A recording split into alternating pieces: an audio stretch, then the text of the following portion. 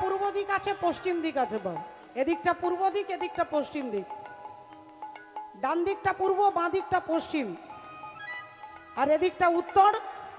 কোমর থেকে ওপরের দিকে উত্তর, আর কোমর থেকে নিচের দিকে হচ্ছে দক্ষিণ। আপনাকে খুঁজে বার করতে হবে বৃন্দাবন কোথায় আছে।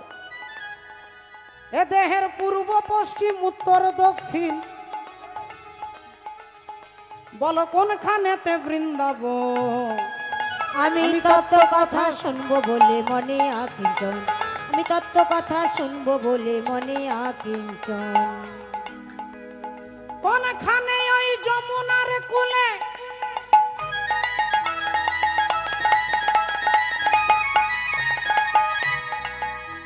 আর বংশী ধ্বনি করে শ্যাম জয় রাধে বলে। বংশীধ্বনি করে শ্যামে জয় রাধে বলে, বংশীধ্বনি করে শ্যামে জয় রাধে বলে। বলো কোন কমলে কমলিনী, বলো কোন কমলের কমলিনী। ওগো কোন কমলে কমলিনী কোথায় থাকে সখীগণ। তত্ত্ব কথা শুনবো বলে মনে আকিঞ্চন, তত্ত্ব কথা শুনবো বলে মনে আকিঞ্চন। কোনখানেতে হয় গো বৃন্দাবন।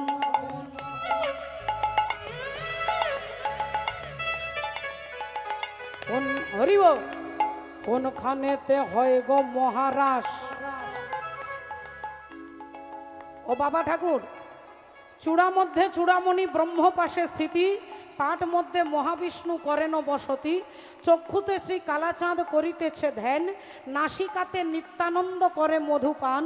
কর্ণেতে চৈতন্য গোসাই হয়ে সাবধান, মুখেতে ভদ্রাক্ষ বসি ৩২ যোগান। জিহ্বাতে নারদ মুনি বাজায় কোন্দল, জিহ্বা নিচে বসে নদী গয়া গঙ্গা জল। আল জিহ্বায় সরস্বতী, বামেতে শ্রীদাম, কণ্ঠেতে শ্রী কানাই, বাহুতে বলরাম। হস্তেতে শ্রী গোবিন্দ দান অধিপতি, সপ্তদ্বীপে জগন্নাথ করেন বসতি। নাভিমূলে ব্রহ্মা সদা করিতেছে লীলা, লিঙ্গে মহাদেব বসি লয়ে চন্দ্রকলা। গুহ্যদ্বারে বসিয়াছে নাড়ুয়া গোপাল, কামিনীর সঙ্গে কেলি বড়ই রসাল। হাঁটুতে শক্তির স্থিতি বসুমতি পায়, 18 মোকাম তত্ত্ব শুনো সমুদায়। এই সব তত্ত্ব কথা যেই জন জানে, নরলোকে তুচ্ছ তারে দেবলোকে মানে।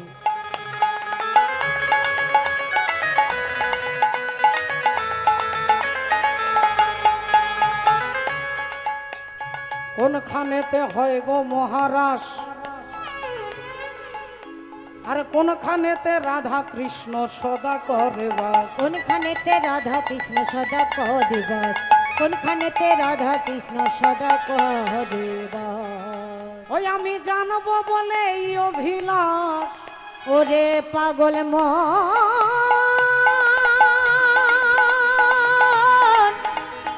ওরে মন রে মন। ওরে পাগল মন,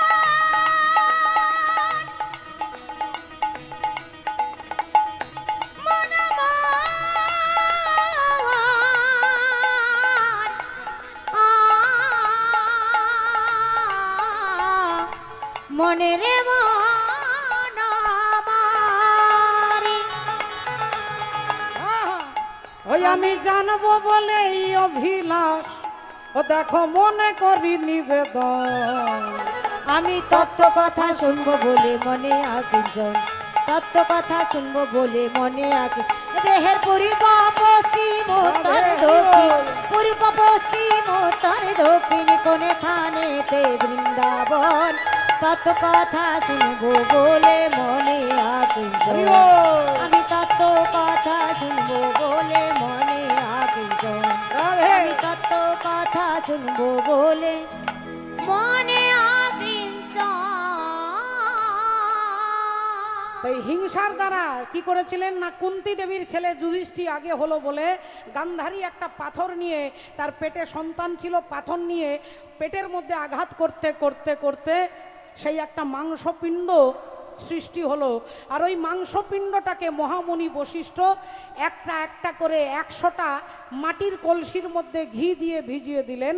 সেই 100টা কলসিতে 100 মাংসের টুকরো থেকে সৃষ্টি হলো কি না, দুর্যোধন, দুঃশাসন, দুঃসহ, দুঃসল, প্রমথ, দুর্মুখ, বিবিংশতি বিকর্ণ জলসন্ধ সুলোচন বিন্দু অনুবিন্দু দুর্ধর্ষ সুবাহুক দুষ্প্রদর্শ দুমর্শন দ্বিতীয় দুর্মুখ দুষ্কর্ণ কর্ণ চিত্র উপচিত্র চিত্রাক্ষ অদ্ভুত চাদু চিত্রাঙ্গদ দুর্মদ অনন্তর দুষ্প্রহর্ষ বিবিৎসু বিকট শ্রম পুনর্নাভ পদ্মনাভ সুসেন নন্দ উপানন্দ খণ্ডধর মহোদর চিত্রবাহু চিত্রবর্মা সুবর্মা দুর্বিরোচন আয়বাহু মহাবাহু চিত্রচাপ সুকুণ্ডল বলাকি অগ্রজ ভীমবেগ ভীমবল ভীমবিক্রম ভীমস্বর কনকায়ু উগ্রায়ুধ দৃঢ়ায়ুধ দৃঢ়ক্ষত্র দৃঢ়বর্মা সোমকীর্তি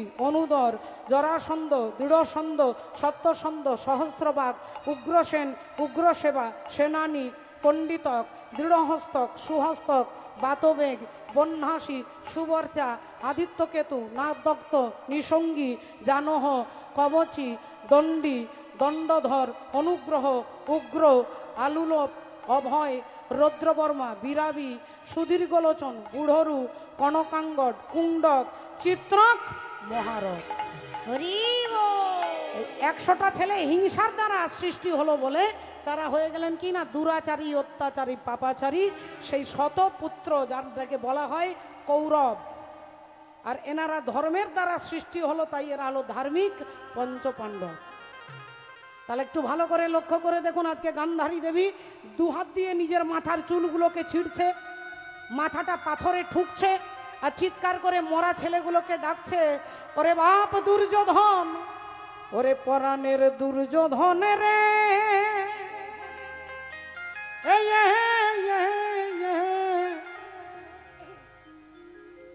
ওই আমি কোন বা দেশে যাব তোর লাগিয়া।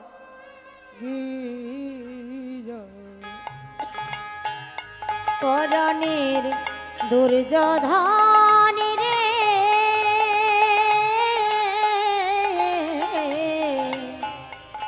ওরে কোন বাদেশে যাব তোর লাগিয়া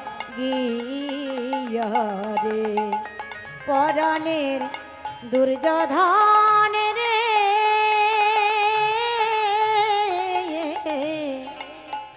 ওই আমি কোন বাদেশে যাব তোর লাগিয়া রে। আমারে দেহে আর প্রাণ রবে না রে, ওই আমার দেহে আর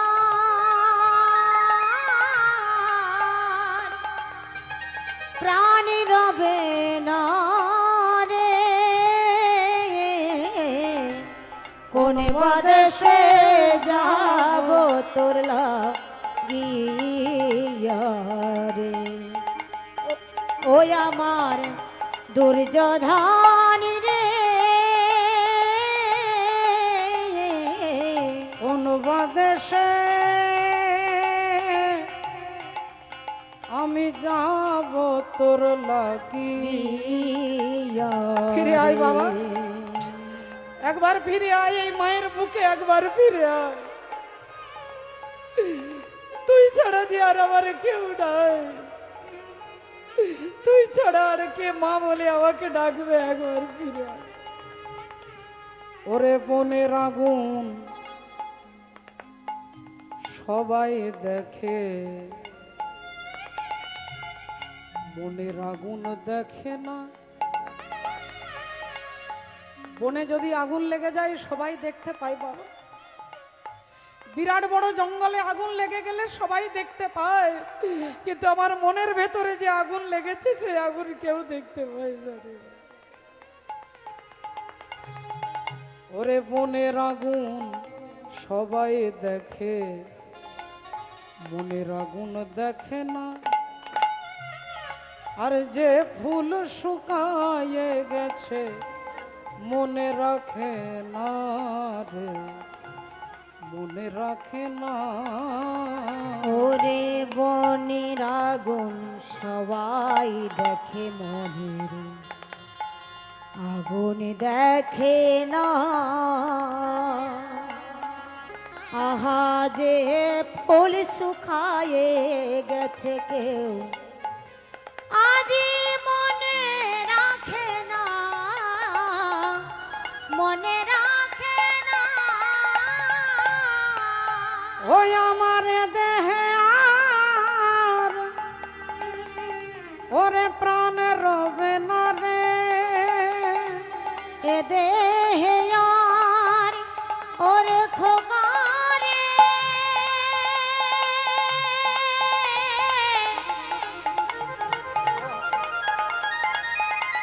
একবারে ফিরে আয়, ফিরে আয়।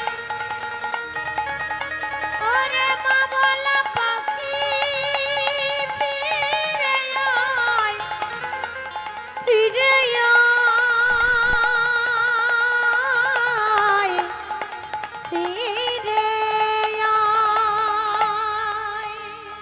আমার দেহে আর প্রাণ রবে না রে, ওই আমার দেহে আর প্রাণী রবে না রে। কোন বাদেশে যাব তোর লাগিয়া রে, ওই আমার দুর্যোধন রে। ওরে দুর্যোধন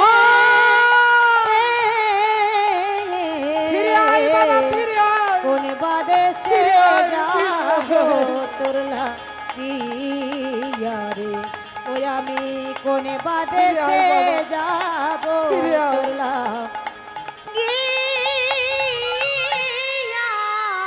রে। মা গান্ধারী শতপুত্র বিরহ যন্ত্রণায় কাঁদছেন, আর পেছন থেকে ভগবান অমনি বলে উঠলেন মা। যেই মা বলে ডেকেছেন চমকে উঠেছেন গান্ধারী। কে কে তুমি? উত্তপ্ত মরুভূমির বুকে এক পশলা বৃষ্টির মতো তোমার মাতৃ সম্বোধন আমার হৃদয়কে করেছে উদ্বেলিত। আমি তোমাকে দেখতে পাচ্ছি না কেন, তুমি কে আমায় মা বলে ডাকলে? ভগবান অমনি পেছন থেকে বলে উঠলেন মা, এরকম বড় বড় হ্যালোজিন জেলে দিলে আমাকে দেখা যায় না মা, এরকম লক্ষ লক্ষ টিউবলাইট জেলে দিলে আমাকে দেখা যায় না মা গো। কোটি কোটি সূর্যের আলোতে আমাকে দেখা যাবে না। ন তদ্ভয়তে সূর্য ন শশাঙ্ক ন পাবক যাতে গাত্মানা নিবর্তন্তে তদ্ধামং পরমং মম। সূর্যের আলোতে নয়, চন্দ্রের আলোতে নয়, টিউবলাইটের আলোতে নয়, হ্যালোজিনের আলোতে নয়, আমাকে যে আলোতে দেখা যাবে তার নাম হচ্ছে দিব্য জ্ঞান।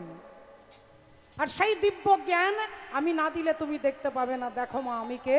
আর অমনি গান্ধারী দেবী দেখলেন তার চোখের সামনে দেখে ভগবান কৃষ্ণ দাঁড়াইয়ে আছে। দেখে ভগবান কৃষ্ণ দাঁড়াইয়ে আছে, ভগবান কৃষ্ণ দাঁড়াইয়ে আছে। ও যে গান্ধারীর চোখের কাছে ভগবান কৃষ্ণ দাঁড়াইয়ে আছে, গান্ধারীর চোখের কাছে ভগবান কৃষ্ণ দাঁড়াইয়ে আছে, গান্ধারীর চোখের কাছে ভগবান কৃষ্ণ দাঁড়াইয়ে আছে, গান্ধারীর চোখের কাছে ভগবান কৃষ্ণ দাঁড়াইয়ে আছে। গান্ধারীর চোখের কাছে ভগবান কৃষ্ণ দাঁড়ায়ে দেখে ভগবান কৃষ্ণ দাঁড়ায়ে আছে। আর যেই ভগবানকে দেখেছে অমনি আঙুলটা তুলে বলে উঠলো তুমি সেই কৃষ্ণ,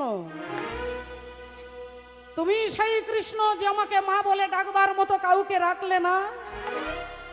তুমি সেই কৃষ্ণ যে আমার বংশে বাতি দেওয়ার জন্য কাউকে রাখলে না। তুমি সেই কৃষ্ণ যে আমার বংশকে ধ্বংস করে দিয়েছ। তাই কৃষ্ণ রে, সন্তানহারা জননী গান্ধারী আমি, তুমি যেমন আমার বংশে বাতি দিতে কাউকে রাখলে না, আমি অভিশাপ দিচ্ছি একদিন আমার মতো তোমার বংশ ধ্বংস হয়ে যাবে।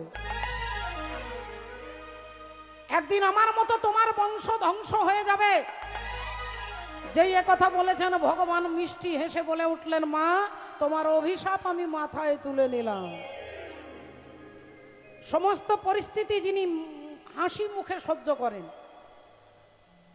আগামীকাল যিনি রাজা হবেন, অযোধ্যার রাজা, প্যান্ডেল তৈরি হয়ে গেছে, লাইট সব সুন্দর করে সাজানো হয়ে গেছে, গানের দল, নাচের দল, কীর্তনের দল, সমস্ত খাবার আয়োজন সব হয়ে গেছে। কারণ আগামীকাল অযোধ্যার রাজা হবেন রাম। আর ঠিক তার একদিন আগে মা কৈকেয়ী দেবীর মন্থরার চক্রান্তে পড়ে কি হলো না, তাকে 14 বছরের জন্য বনবাসে যেতে হচ্ছে। কথাটাকে যদি একটু গুরুত্ব দিয়ে ভাবেন যে আগামী কালকে যিনি 100 গোটা পৃথিবীর রাজা হবে, তাকে আজকে জঙ্গলে চলে যেতে হলো 14 বছরের জন্য, সমস্ত গয়না কাপড় ফেলে দিয়ে বলকল বেশ পরে যাকে 14 বছরের মনে যেতে হলো। ভগবান রামচন্দ্র হাসি মুখে যাচ্ছেন, তিনি কিন্তু কাঁদতে কাঁদতে যাননি। ভগবান আপনাকে প্রতিটা পরিস্থিতিতে, যে কোনো পরিস্থিতিতে আপনি যদি ভাবেন সব তার ইচ্ছে, আপনাকে দুঃখী করতে ভগবানও পারবে না। কিন্তু আমরা সুখটা অন্যের উপরে, আমি সুখী হব কি করে, এই চাবিকাঠিটা অন্যের উপরে দিয়ে রেখেছি বাবা। আমি কি করে সুখী হব, এই চাবি আমার কাছে আমি রাখিনি, আমি অন্যের উপরে দিয়েছি। আমি ভেবেছি আমার স্বামী আমাকে সুখ দেবে, আমার সন্তান আমাকে সুখ দেবে, আমার ফ্যামিলি মেম্বার আমাকে সুখ দেবে, আমাকে গ্রামবাসী সুখ দেবে, এতগুলো আমি ভেবে নিয়েছি। আর যখন ভাবনার মতো কাজ হচ্ছে না, এই তখনই এখান থেকে দুঃখ উৎপত্তি হচ্ছে। 5000 বছর আগে ভগবান কৃষ্ণ অর্জুনকে মাঠে দাঁড়িয়ে, কুরুক্ষেত্রের মাঠে দাঁড়িয়ে বলছেন, দুঃখের মূল কারণটা কি না, কর্মণ্যেবাধিকারস্তে মা ফলেষু কদাচন। কর্ম করবে, আশা করবে না, এখান থেকেই দুঃখ উৎপত্তি হবে।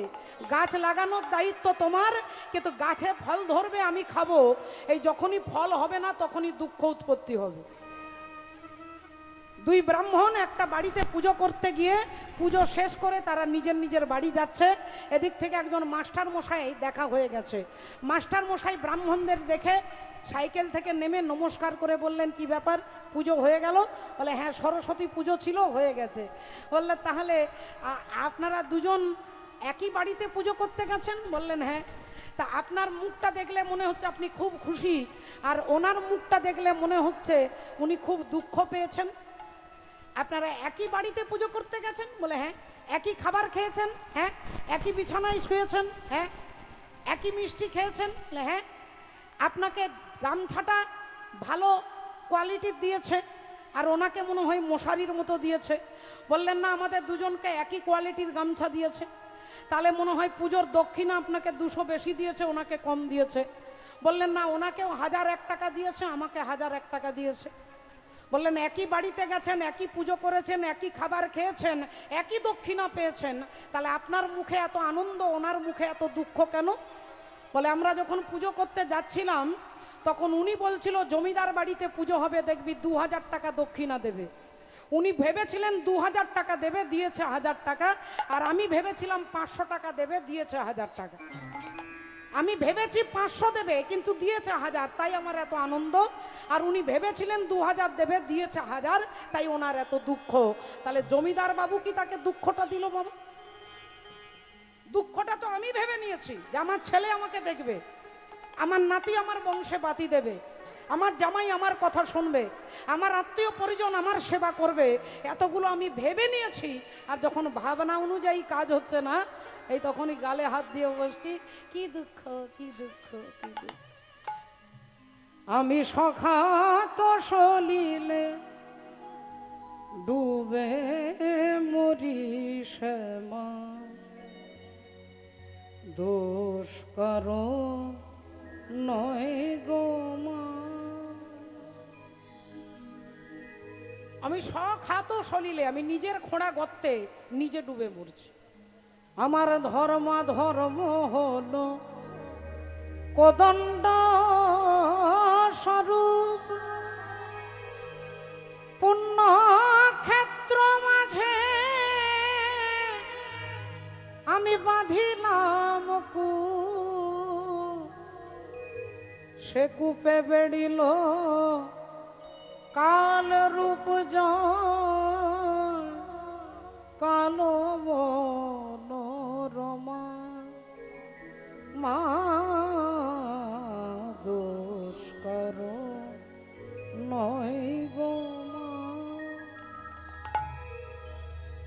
ভক্তমণ্ডলী, ভক্তিমতী মায়েরা, তাই ভগবান গান্ধারী দেবীর দেওয়া অভিশাপ মাথায় নিয়ে হাঁটতে হাঁটতে যাচ্ছে, আর এদিক থেকে অর্জুন আসছে।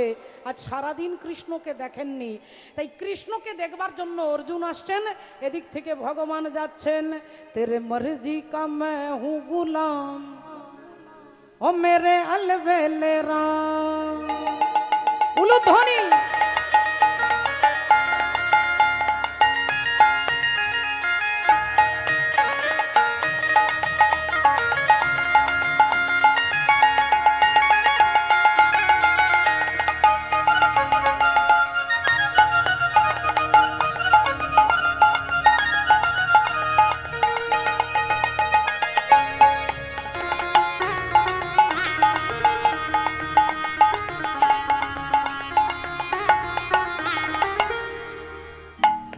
मर्जी का, ओ तेरे मर्जी का मैं हूँ गुलाम, ओ मेरे अलबेले राम। तेरे मर्जी का मैं हूँ गुलाम, मेरे अलबेले राम। तेरे मर्जी का मैं हूँ गुलाम, मेरे अलबेले राम। अलबेले राम मेरे अलबेले राम, अलबेले राम मेरे अलबेले राम। अलबेले राम मेरे अलबेले राम। अलबेले राम मेरे अलबेले राम। मर्जी का मैं हूँ गुलाम, ओ मेरे अलबेले राम। तेरे मर्जी का मैं हूँ गुलाम, मेरे अलबेले राम।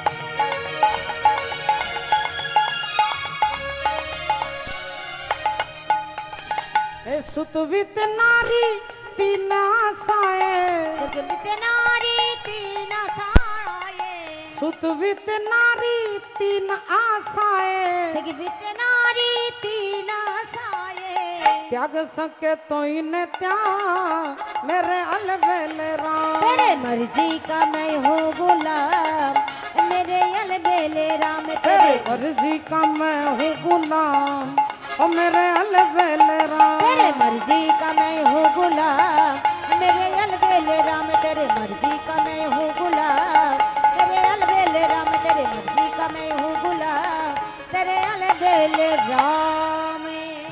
এমন সময় অর্জুন আর ভগবান মুখোমুখি দাঁড়িয়েছেন। অর্জুন বললেন, কি ব্যাপার কৃষ্ণ, তোমার মুখটা শুকিয়ে গেছে কেন? নীল পদ্মের মতো তোমার বদন, সেটা মলিন হয়ে গেছে, শুকিয়ে গেছে, কি ব্যাপার, কি হয়েছে কৃষ্ণ? ভগবান বললেন, তেমন কিছু নয়, তোমার জেঠিমা আমাকে অভিশাপ দিয়েছে। আমার জেঠিমা তোমাকে অভিশাপ দিয়েছে? বললেন, হ্যাঁ। কি অভিশাপ দিয়েছে বলো শুনি। ভগবান বললেন, তোমার জেঠিমা অভিশাপ দিয়েছে আমার বংশ নাকি ধ্বংস হয়ে যাবে। আর যেই কথা বলেছে অর্জুন হেসে ফেলেছেন। ভগবান বললেন, অর্জুন হাসলে কেন? অর্জুন বললেন, শোনো, আমার জেঠিমা যেমন তোমাকে অভিশাপ দিয়েছে, কুরুক্ষেত্রের মাঠে দাঁড়িয়ে আরেকজন মা, তিনি আমাকে অভিশাপ দিয়েছিল। আর তিনি কে? না, তিনি হচ্ছেন ভীষ্মের জননী, পতিত পাবনী মা গঙ্গা দেবী। গঙ্গা দেবী আমাকে, মানে অর্জুন বলছে, আমাকে অভিশাপ দিয়েছিল। কি অভিশাপ দিয়েছিল, কেন দিয়েছিল? বললেন, আমি অর্জুন ভীষ্মদেবকে সরসজ্জায় এক একটা তীর মারতে মারতে তীরের বিছানায় তাকে শুইয়ে দিয়েছিলাম বলে সেই কষ্ট সহ্য করতে না পেরে ভীষ্মের জননী মা পতিত পাবনী গঙ্গা, তিনি আমাকে বলেছিলেন, অর্জুন তুই এক মায়ের কাছে তার ছেলের এই দুর্গতি করেছিস, আমি তোকে অভিশাপ দিচ্ছি, একদিন তোর ছেলের হাতে তুই মরবি, একদিন তুই তোর পুত্রের হাতে মারা যাবি, আমি অভিশাপ দিচ্ছি তোকে। এবার বলো তো কৃষ্ণ, আমাকে যে অভিশাপ দিল আমি নাকি ছেলের হাতে মরবো, আমার ছেলেরা কেউ বেঁচে আছে? আমার ছেলে অভিমন্যু মারা গেছে, আমার ছেলে শ্রুতকীর্তি মারা গেছে, আমার ছেলে ইরাবণ মারা গেছে, তাহলে আমার ছেলেরাই কেউ নেই। তাহলে গঙ্গা দেবী বলল আমি নাকি ছেলের হাতে মরবো। তাহলে এটা কি করে সম্ভব? আমার ছেলেরাই আগে মারা গেল, তাহলে আমি কি করে মরবো? তাহলে মিথ্যে হলো না? তাই আমার অভিশাপটা যেমন মিথ্যে হয়ে গেছে, তোমারও অভিশাপ মিথ্যে হয়ে যাবে। তুমি টেনশন নেবে না, চিন্তা করবে না।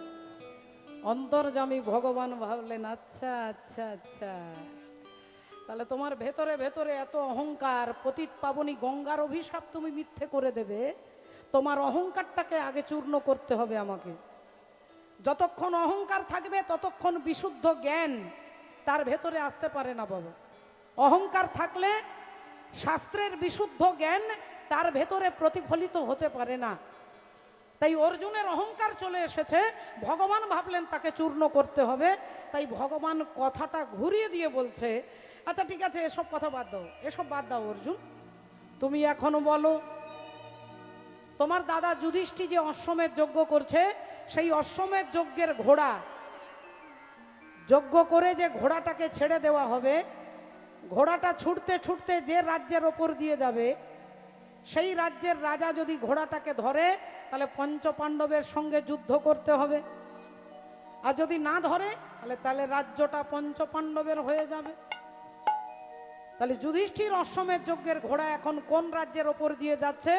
অর্জুন বললেন, কিছুক্ষণ আগে খবর পেলাম মণিপুরে ছিল রাজা।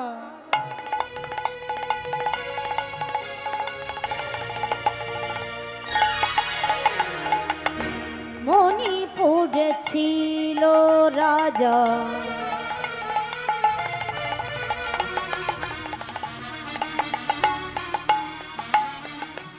বব্রুবাহনের নাম, বব্রুবাহনের নাম, বব্রুবাহনের নাম। মণিপুরে ছিল রাজা, বব্রুবাহনের নাম, বব্রুবাহনের নাম, বব্রুবাহনের নাম। যুধিষ্ঠির অশ্বমেধ যজ্ঞের ঘোড়া মণিপুর রাজ্যের ওপর দিয়ে যাচ্ছে, আর মণিপুর রাজ্যের রাজার নাম হচ্ছে বব্রুবাহন। মণিপুরে ছিল রাজা,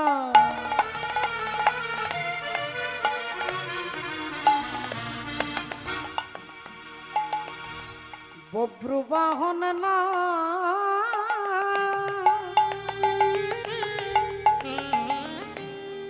বব্রুবাহন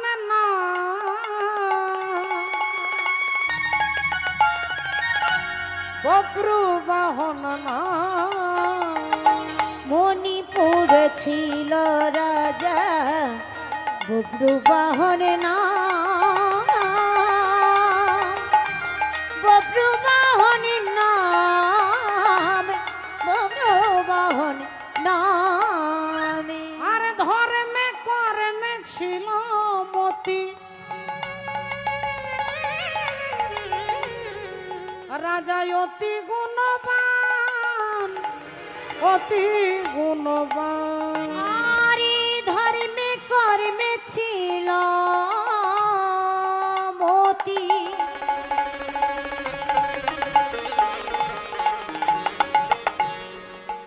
রাজা অতি গুণবান, অতি গুণবান। হে মণিপুরে ছিল রাজা, বব্রুবাহনের নাম, বব্রুবাহনের নাম, বব্রুবাহনের নাম। মণিপুরে ছিল রাজা, বব্রুবাহনের নাম, বব্রুবাহনের নাম, বব্রুবাহনের নাম। মণিপুর রাজ্যের রাজা বব্রুবাহন, আর সেই বব্রুবাহনের রাজ্যের ওপর দিয়ে যুধিষ্ঠির অশ্বমেধ যজ্ঞের ঘোড়া যাচ্ছে। আর অমনি রাজামশাই ঘোড়াটাকে ধরেছে, আর ঘোড়াটা ধরতেই দেখতে পেলেন কপালে লেখা আছে, যিনি সতীর পুত্র হবে তিনি ঘোড়াটাকে ধরবে, আর অসতীর পুত্র হলে ঘোড়াটাকে ধরেও ছেড়ে দেবে। সতীর পুত্র হলে ঘোড়াটাকে ধরবে, অসতীর পুত্র হলে ভয়ে ছেড়ে দেবে। রাজা বব্রুবাহন ঘোড়াটাকে ধরে তার মাকে দেখাতে নিয়ে আসছেন। মায়ের নাম কি? না, মায়ের নাম দেবী চিত্রাঙ্গদা। দেবী চিত্রাঙ্গদা। আর বাবার নাম কি? না, বাবার নাম হচ্ছে তৃতীয় পাণ্ডব অর্জুন। কিন্তু অবাক হয়ে যাবেন, ছেলে জানে না যে তার বাবা অর্জুন, আর অর্জুন জানে না যে আমার একটা ছেলে আছে। ছেলে জানে না যে আমার বাবা আছে, আর বাবা জানে না যে আমার একটা ছেলে আছে। তাহলে সেই বব্রুবাহন তার মায়ের কাছে নিয়ে আসছে মা চিত্রাঙ্গদা, বাবা অর্জুন। আপনারা বলবেন একটা ছেলে তার বাবাকে জানবে না, একটা বাবা ছেলেকে জানবে না, এ আবার কিরকম কথা, উদ্ভট কথা। বললেন বাবা এর একটা কারণ আছে, কারণটা জানতে গেলে একটু আগে থেকে যেতে হবে। একটু আগে, কয়েক বছর আগে, যেদিন অর্জুন বিয়ে করলেন কাকে? না, মা দ্রৌপদী দেবীকে, ধ্রুপদ রাজার কন্যা দ্রৌপদী দেবীকে। ধ্রুপদ রাজা যেমন তেমন ছেলের সঙ্গে বিয়ে দেবে না। তখনকার দিনে ছেলের বিয়ে দেওয়া হতো ছেলের গুণ দেখে। এখন গুণ দেখে নয়, এখন ছেলের পকেট দেখে ছেলের সঙ্গে জামাই করে। বল হরি বল, হরে কৃষ্ণ, ভক্তমণ্ডলী ভক্তিমতী মায়ের। তখন ছেলের কোয়ালিটি দেখে ছেলে জামাই করা হতো। এখন ছেলে টাকা রোজগার করলেই জামাই, তাতে ভালো ছেলে হলেও কোনো লাভ নেই, আর খারাপ হলেও কোনো দুঃখ নেই, শুধু পকেটটা ভারী থাকলেই হবে। রাধে রাধে। অর্জুনের সঙ্গে বিয়ে দেবে, প্রতিজ্ঞা করেছেন। ওপরে একটা রূপোর মাছ আছে, রূপোর মাছ, সেটা সিলিং ফ্যানের মতো ঘুরবে, আর নিচে এক গামলা জল আছে। ওই জলের মাছের ছাপটাকে দেখে, এই জলটাকে দেখে মাছের চোখটাকে লক্ষ্যভেদ করতে হবে। কত কঠিন, চিন্তা করে দেখুন। ওপরে মাছটা ঘুরছে, নিচে গামলাতে জল আছে, ওই জলে মাছের ছবিটা দেখে তার চোখটাকে লক্ষ্যভেদ করতে হবে। অর্জুন করলেন লক্ষ্যভেদ। তাহলে একবার ভালো করে দেখুন, আমাদেরও নিজস্ব ব্যক্তিগত অনেক লক্ষ্য থাকে। শিশুর নেহারি লক্ষ্য মাতৃস্তনপানে, মাতালের স্থির লক্ষ্য মদিরা সন্ধানে, সতী খুঁজে পুঁজিবারে পতিরচরণ, কুলোটার লক্ষ্য হরে কিসে পরমন, বাঁদরের লক্ষ্য শুধু ফলের বাগান, শুকুনির লক্ষ্য দূর ভাগাড়ের সন্ধান, শৃগালের লক্ষ্য মৃতদেহ লয়ে টানাটানি, আর নিন্দুকের লক্ষ্য শুধু পরনিন্দা গ্লানি, জ্ঞানীর লক্ষ্য শুধু তর্ক উপার্জন, আর ভক্তের লক্ষ্য শুধু শ্রীহরির চরণ। হরি হরি বল। দ্রৌপদী দেবীকে বিয়ে করে কুন্তী দেবীকে দেখাতে নিয়ে আসছেন। মা কুন্তী দেবী পিছন ফিরে মশলা বাটছেন। বাবা শিল নোড়াতে মশলা বাটছেন। এখন তো শিল নোড়া উঠে গেছে, গ্রামে গ্রামে কিছু কিছু জায়গায় আছে। শিল নোড়ার ব্যবহার করলে মায়েদের মেরুদণ্ডের রোগ সহজে আসে না। বাবা এই যে মেরুদণ্ড, স্পাইনাল কর্ড, হরিব, এই মেরুদণ্ডের রোগ, তার একটা কারণ হচ্ছে যে আমরা আমাদের শিল নোড়ার ব্যবহারটাকে উঠিয়ে দিয়েছি। এখন গুঁড়ো মশলার প্যাকেট, এখন মিক্সার মেশিনে মশলা পেশাই করা হয়। তখনকার দিনে মশলা বাটা হতো, তাই মা কুন্তী দেবী মশলা বাটছে। রাধে রাধে।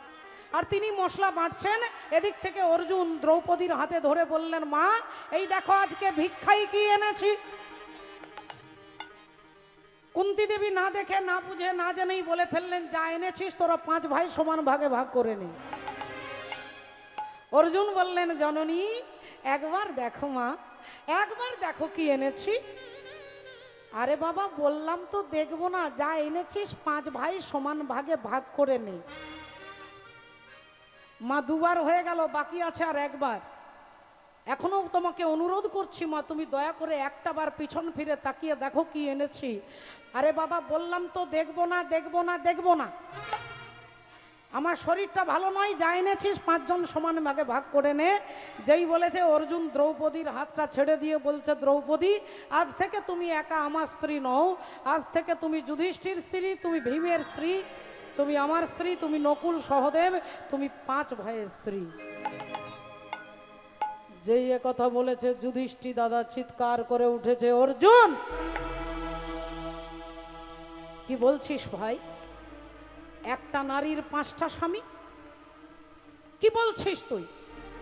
বললেন, দাদা আমি বলিনি, আপনি ভুল করছেন, মা বলেছে। মা বলেছে যা এনেছিস 5 জনে মিলে ভাগ করে নে।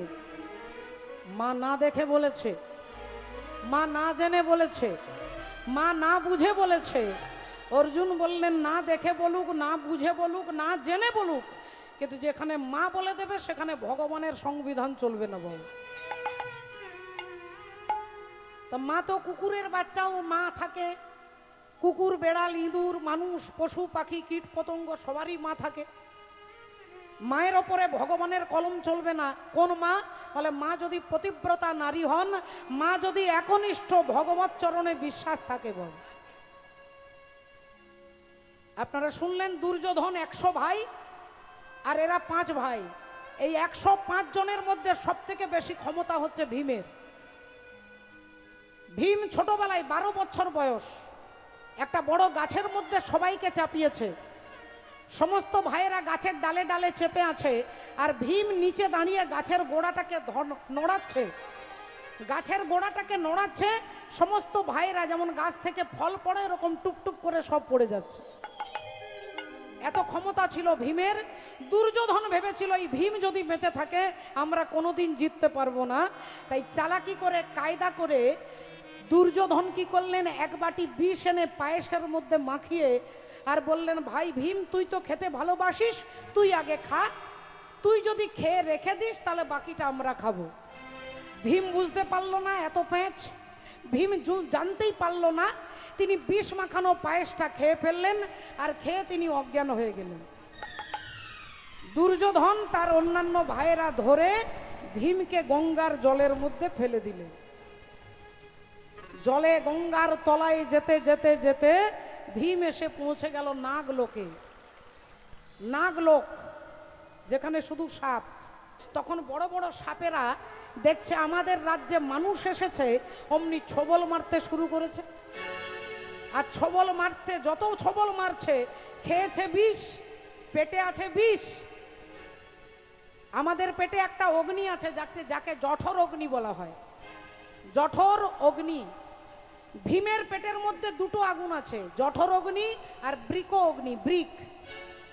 তাই ভীমের আরেক নাম হচ্ছে বৃকদর। এখন খেয়েছে বিষ, সাপেরা ছবল মারছে, বিষে বিষে বিষক্ষয় হয়ে যাচ্ছে। আর বিষ যখন ক্ষয় হয়ে গেছে তখন ভীম উঠে বসেছে আর দেখছে এতগুলো সাপ আমাকে ছবল মারছে, এক একটা সাপের মুন্ড ধরছে আর ধরে ছিঁড়ে ছিঁড়ে ফেলছে। এক একটা মুন্ড ধরছে আর ছিঁড়ে ফেলছে। সাপ যখন মারা যাচ্ছে তখন ভয়ে সব সাপেদের রাজার কাছে গেছে। রাজার নাম হচ্ছে বাসুকি। বাসুকি নাগকে গিয়ে বলছেন, মহারাজ, যে ছেলেটা এসেছে সে কয়েক হাজার সাপকে মেরে ফেলেছে। বাসুকি নাগ বললেন, তাহলে চলো দেখা যাক কি ব্যাপারটা। এসে দেখছে একটা বাচ্চা ছেলে। বললেন, কে তুমি? না, আমি কুন্তির পুত্র দ্বিতীয় পাণ্ডব ভীম। বললেন, আচ্ছা, তাহলে তুমি কুন্তি ভোজের নাতি।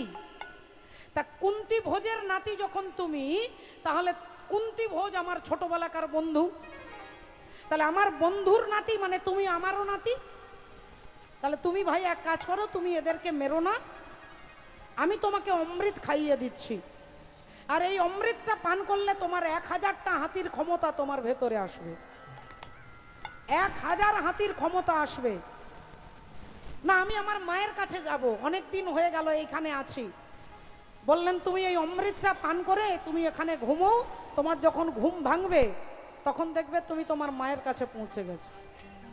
অমৃত পান করে ভীম ঘুমলেন, আর ঘুম থেকে যখন উঠছে তখন দেখছে কি না, দেখে কুন্তির কোলে শুয়ে আছে। কুন্তির কোলে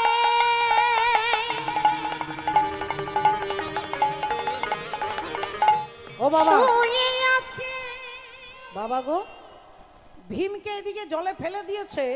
বিদুরের লোকজন দেখতে পেয়ে কুন্তি দেবীকে বলছে যে, কুন্তি, তুমি এক কাজ করো, তুমি মা, এদেরকে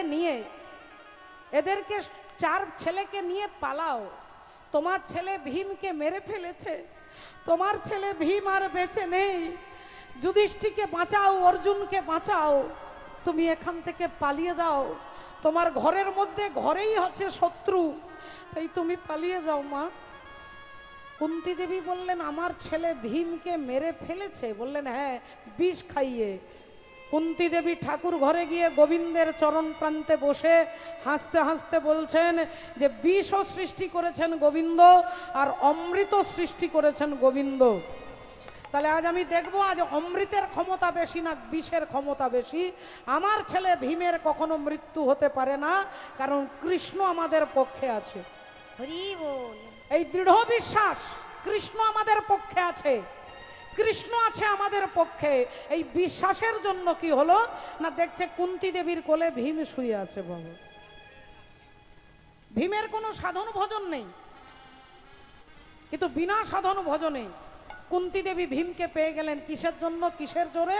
বলে ভগবানের চরণের প্রতি তার 100% বিশ্বাস।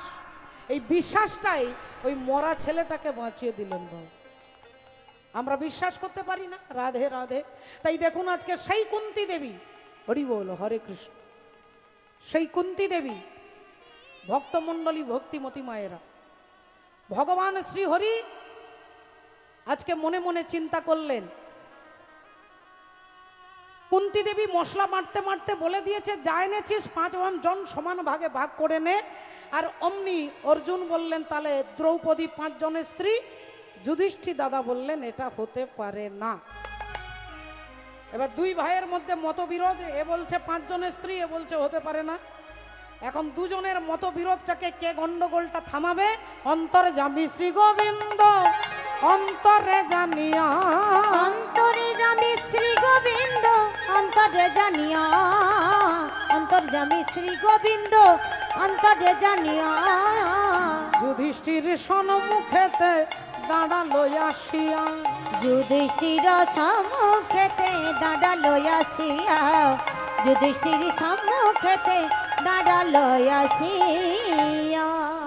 যুধিষ্ঠির সামনে ভগবান দাঁড়ালেন, বললেন, কি ব্যাপার, দুই ভাইয়ের মধ্যে তর্ক কেন?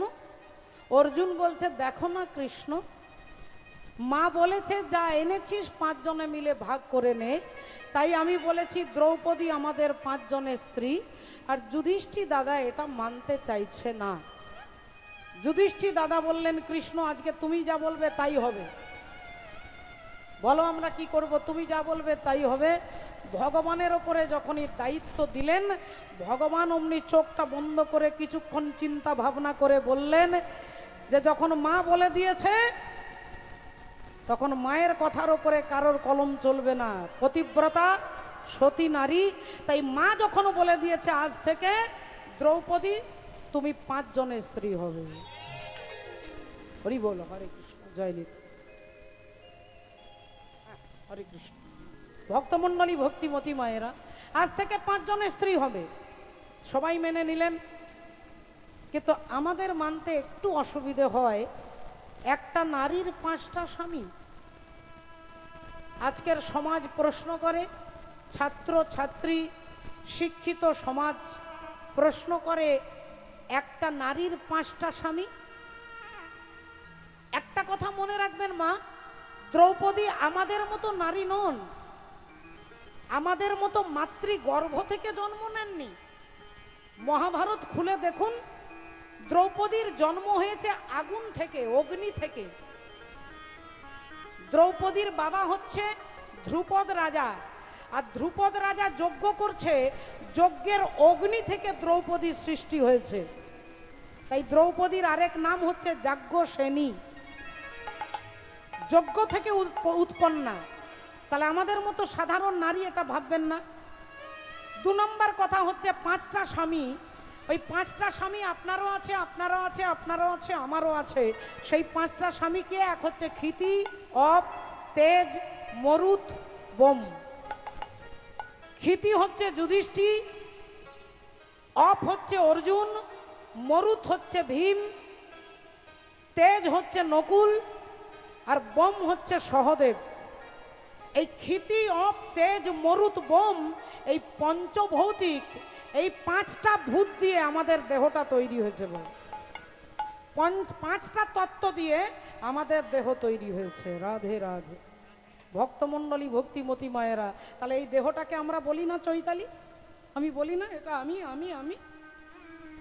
তাহলে পঞ্চভৌতিক দেহ, এটা তো আপনারও আছে, আপনারও আছে, আমারও আছে। তাই সেই অর্থে 5টা স্বামীর কথা বলছে। এই জড় জগতের বিচার শাস্ত্রের সঙ্গে বিচার করলে চলবে না বাবু।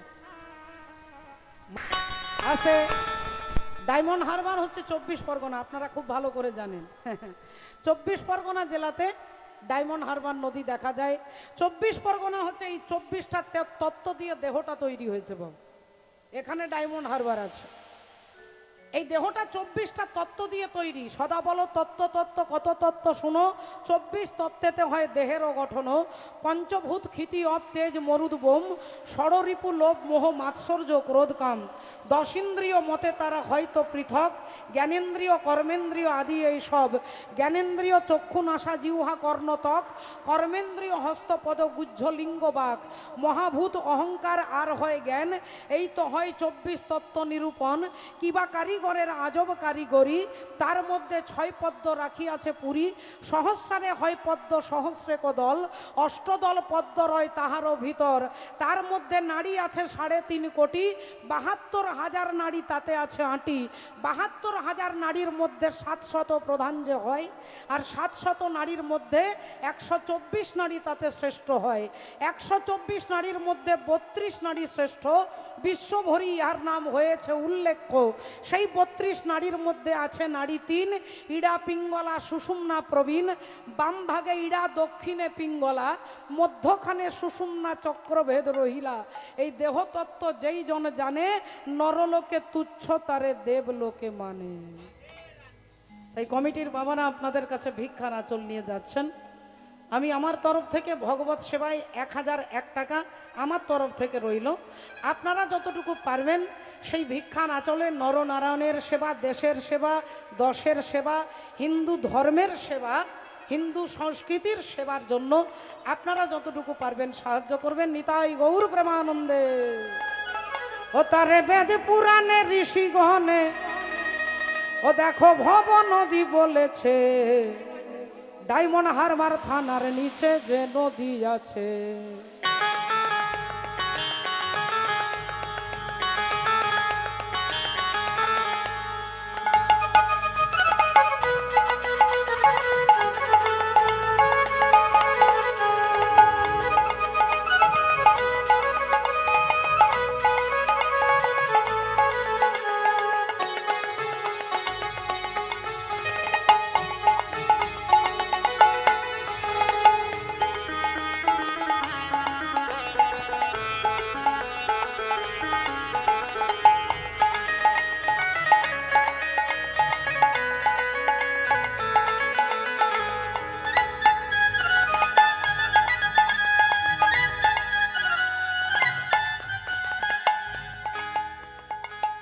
নদীর দক্ষিণে সাগর,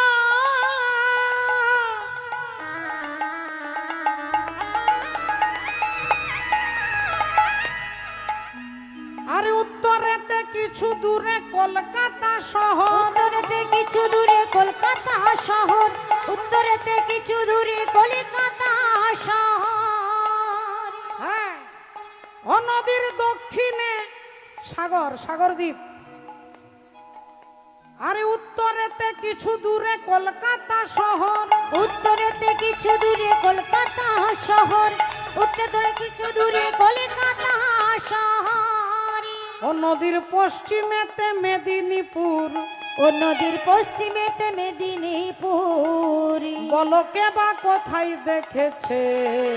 আহা, ডায়মন্ড হারবার থানার নিচে যে নদী আছে, ডায়মন্ড হারবার থানার নিচে যে নদী আছে। ও নদী হুগলি নদী কয়, ও তাতে জোয়ার ভাটা হয়। হ্যাঁ, আর তার নিচে কাম রূপে কুম্ভীর ডুবে রয়। তার নিচে কাম রূপে কুম্ভীর ডুবে রয়, তার নিচে কাম রূপে কুম্ভীর ডুবে রয়। ও নদীর জোয়ার ভাটা হয়,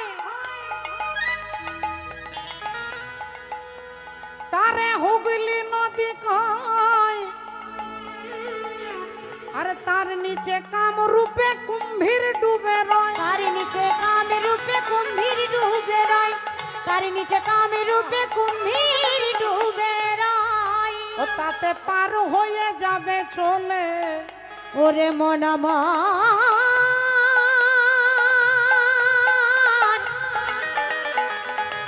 ও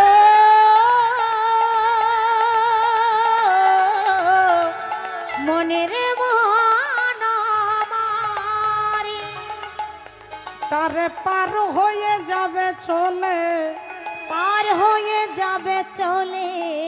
বল বলো এমন সাধিকার আছে ডায়মন্ড হারবার থানার নিচে যে নদী আছে, ডায়মন্ড হারবার থানার নিচে যে নদী আছে, তারে বেদ পুরাণে ঋষিগণ মহাবেদী পুরাণের ঋষিগণে ভব নদী বলেছে, ডায়মন্ড হারবার থানার নিচে যে নদী আছে, ওগো ডায়মন্ড হারবার থানার নিচে যে নদী আছে, ডায়মন্ড হারবার থানার নিচে যে নদী আছে। মাননীয় ভক্তমণ্ডলী ভক্তিমতী মায়েরা, তাহলে আজকে ঘটনা কি ঘটলো? দ্রৌপদীকে বললেন আজ থেকে তোমার 5 জন স্বামী, তুমি যখন যার ঘরে থাকবে সেই ঘরে যদি কেউ ঢোকে তাকে 12 বছরের জন্য নির্বাসনে যেতে হবে। রাধে উলুধ্বনি নিতাই গৌর প্রেমানন্দে। হরি হরি বল। আজ থেকে তোমার 5 জন স্বামী, 1 বছর যুধিষ্ঠির কাছে, 1 বছর ভীমের কাছে, 1 বছর করে তুমি থাকবে। আর তুমি যখন যে ঘরে থাকবে সেই ঘরে যদি কেউ ঢুকে যায় তাকে 12 বছরের জন্য নির্বাসনে চলে যেতে হবে। এই নিয়মেই সংসার চলতে লাগলো। এভাবে বছরের পর বছর চলতে চলতে একদিন দ্রৌপদী যুধিষ্ঠির স্বামী দুপুরবেলায় সেবা করে তার চরণ সেবা করছেন, আর এদিকে দুপুরবেলায় অর্জুন জঙ্গলে দাঁড়িয়ে আছেন। এক ব্রাহ্মণ চিৎকার করতে করতে আসছে, বাঁচাও বাঁচাও অর্জুন, বাঁচাও বাঁচাও আমায় বাঁচাও অর্জুন, আমায় বাঁচাও, বাঁচাও অর্জুন, বাঁচাও অর্জুন, আমায় বাঁচাও, আমায় আমায় বাঁচাও। বাঁচাও। অর্জুন বললেন, বলুন হে বেদজ্ঞ ব্রাহ্মণ, আপনার কি হয়েছে? ব্রাহ্মণ বললেন, বাবা আমার বাড়িতে এক গাভী মাতা গরু, আর একটা গরু, আমার গরুটা জঙ্গলে চোর ছিল, কোথা থেকে একটা বাঘ এসে আমার গাভী মাতাকে টানতে টানতে নিয়ে যাচ্ছে। আমি তো বাঘের সঙ্গে লড়াই করতে পারবো না, আমি সামান্য ব্রাহ্মণ, তাই তোমার কাছে সাহায্য চাইতে এসেছি, তুমি আমার গাভী মাতাকে ফিরিয়ে দাও অর্জুন, ফিরিয়ে দাও। অর্জুন বললেন, দেখুন আপনার সাহায্য করতে পারলে আমি খুশি হতাম, কিন্তু আমি আপনার সাহায্য করতে পারছি না, কারণ বাঘটাকে মারতে গেলে যে গান্ডীব ধনু দরকার, সেই গান্ডীব ধনুকটা এখন ওই ঘরে রয়ে গেছে যে ঘরে দাদা যুধিষ্ঠির আর দ্রৌপদী রয়েছেন। সেই ঘরে আমি ঢুকতে পারবো না, যদি আমি ঢুকি তাহলে 12 বছরের নির্বাসনে চলে যেতে হবে। ব্রাহ্মণ বললেন, আচ্ছা আচ্ছা আচ্ছা, তাহলে তুমি তোমার স্বার্থের জন্য ধর্মকে পালন করবে না, ক্ষত্রিয়ের ধর্ম তুমি ত্যাগ করছো শুধু 12 বছরের নির্বাসনে যেতে হবে বলে। এ কথা যেই স্মরণ করিয়ে দিয়েছেন, অর্জুন ব্রাহ্মণের পায়ে ধরে বললেন, আপনি কিছু মনে করবেন না, আমি এক্ষুনি ব্যবস্থা করে দিচ্ছি। এই বলে অর্জুন ছুটে গিয়ে ওই ঘরের ভেতরে ঢুকে গান্ডীব ধনু কেনে বাঘকে হত্যা করে গাভী মাতাকে অর্জুনকে ফিরিয়ে দিলেন। বাবু অর্জুনকে আশীর্বাদ করে ব্রাহ্মণ গাভী মাতা নিয়ে চলে গেলেন। অর্জুন দেখলেন যে নিয়ম ছিল ওই ঘরে যে ঢুকবে তাকে 12 বছরের নির্বাসনে যেতে হবে, তাহলে এবার আমাকে যেতে হবে। তাই সবাইকে ডেকে অর্জুন হাত জোড় করে বলছে, আমি চলে যাই, আমি চলে যাই, আমি চলে যাই। ও মা জননী,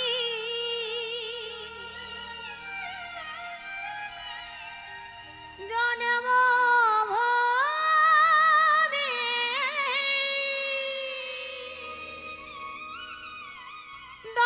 দাদা বিদায়, দাদা বিদায়, ও মায়াবী, আমি চলে যাই।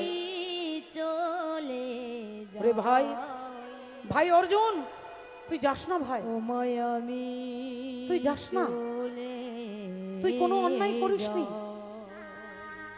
তুই ব্রাহ্মণের গাভী মাতাকে রক্ষা করবার জন্য, ব্রাহ্মণকে সাহায্য করবার জন্য এই ঘরে ঢুকেছিস, তুই কোনো অপরাধ করিসনি। তুই যাস না ভাই, তুই যাস না। অর্জুন বললেন, দাদা নিয়ম আমরাই তৈরি করেছি, আর যদি আমরাই পালন না করি তাহলে দেশের জনগণ পালন করবে কি করে? যারা নিয়ম তৈরি করে, যারা রক্ষক, তারাই যদি ভক্ষক হয় তাহলে রাজ্য চলবে কি করে বাবা? নিয়মটা তো আমরাই তৈরি করেছি, আর এখন যদি আমরা আমাদের স্বার্থে নিয়মটা ভেঙে দিই তাহলে জনগণ, পাবলিক মানবে কি করে? তাই দাদা 12 বছর পরে তোমার সঙ্গে আমার দেখা হবে, এই বলে অর্জুন বিদায় নিয়ে নির্বাসনের পথে বেরিয়ে পড়লেন। নির্বাসনের পথে বেরিয়ে পড়লেন। ভক্তমণ্ডলী, ভক্তিমতী মায়েরা দেখুন, তাহলে ধর্ম যা আপনাকে ধারণ করে আছে, যা আমাকে ধারণ করে আছে, আমাকে হরি বল রাধে ধারণ করে আছে, তাকে যদি ধর্ম বলে, ভগবান বলছেন সর্বধর্ম পরিত্যাজ্যং মামেকং শরণং। আগে আমাকে ধরো, বলি আগে ধরো মোরে, পরে ধরো মোরে। আগে ধরি মোরে, পরে ধরে মোরে। আগে ধরি মোরে, পরে ধরে মোরে। আগে ধরো মোরে, পরে ধরো মোরে। আগে ধরে মোরে, পরে ধরে মোরে। আগে ধরো মোরে,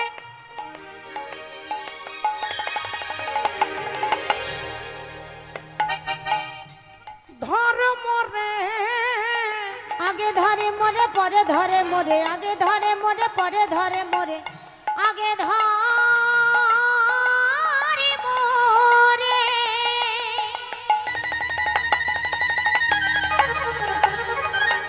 পরে ধরে মোরে। আগে ধরে মোরে, পরে ধরে মোরে। ধরে মোরে, পরে ধরে মোরে। আগে ধর মোরে, ধর মোরে, ধর মোরে। আগে আমাকে ধরো, আমাকে আগে ধরো। সর্বধর্ম পরিত্যাজ্যং মামেকং শরণং ব্রজ। অহং ত্বং সর্ব পাপেভ্যো মোক্ষে স্বামী মাসুচ। তাই অর্জুন সেই ধর্ম পালন করবার জন্য এগিয়ে যাচ্ছেন। আজ চলিতে চলিতে পথে, বলি হা গোবিন্দ বলি ডাকে, আজি চলে যাই।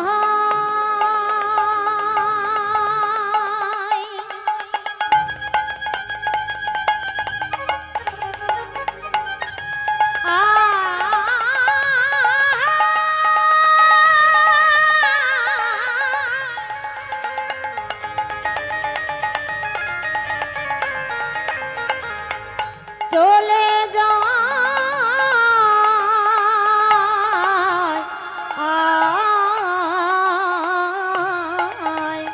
ওগো চলিতে চলিতে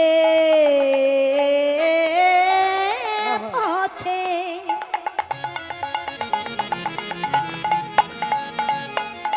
আজি হা গোবিন্দ বলি ডাকে। ওগো কোথা তুমি,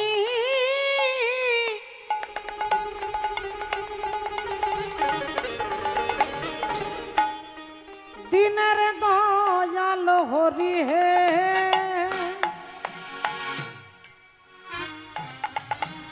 বলি কোথা তুমি দিনের দয়াল হরি। ওগো কোথা তুমি, এ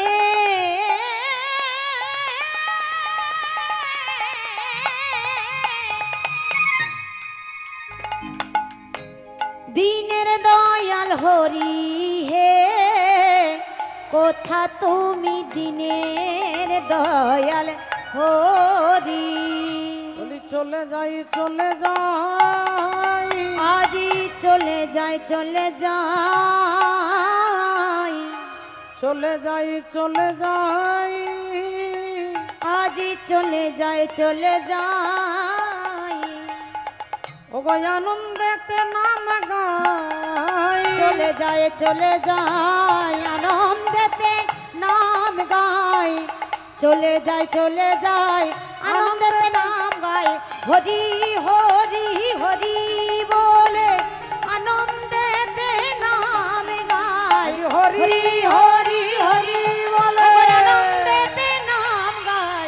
হরি হরি হরি বল আজ আনন্দেতে নাম গায় হরি হরি হরি বলে চলে যায় কোথা তুমি দিনের দয়াল হরি। ভক্তমণ্ডলী ভক্তিমতী মায়েরা রাধে রাধে রাধে শ্যাম। আসুন দেখুন। হরি বল। জয় গুরু, জয় নিতাই, জয় রাম।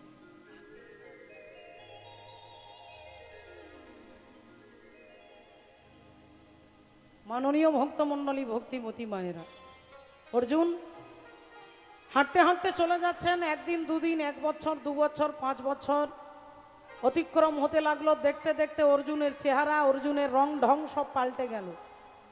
চেহারা, গায়ের রংটা পাল্টে গেল। চুল বড় হয়ে গেছে, নখ বড় হয়ে গেছে, দাড়ি গোঁফ বড় হয়ে গেছে। হাঁটতে হাঁটতে 10 বছর, কখনো এই জঙ্গলে, কখনো ওই জঙ্গলে, কখনো পাহাড়ের গুফায়, কখনো ঝর্ণার জল, কখনো গাছের ফল, এইভাবে 10টা বছর অতিক্রম করলেন। অর্জুন ভেবে দেখলো আর বাকি আছে 2 বছর। এই 2 বছর পেরিয়ে গেলে আমি আবার আমার দাদার কাছে ফিরে যাব।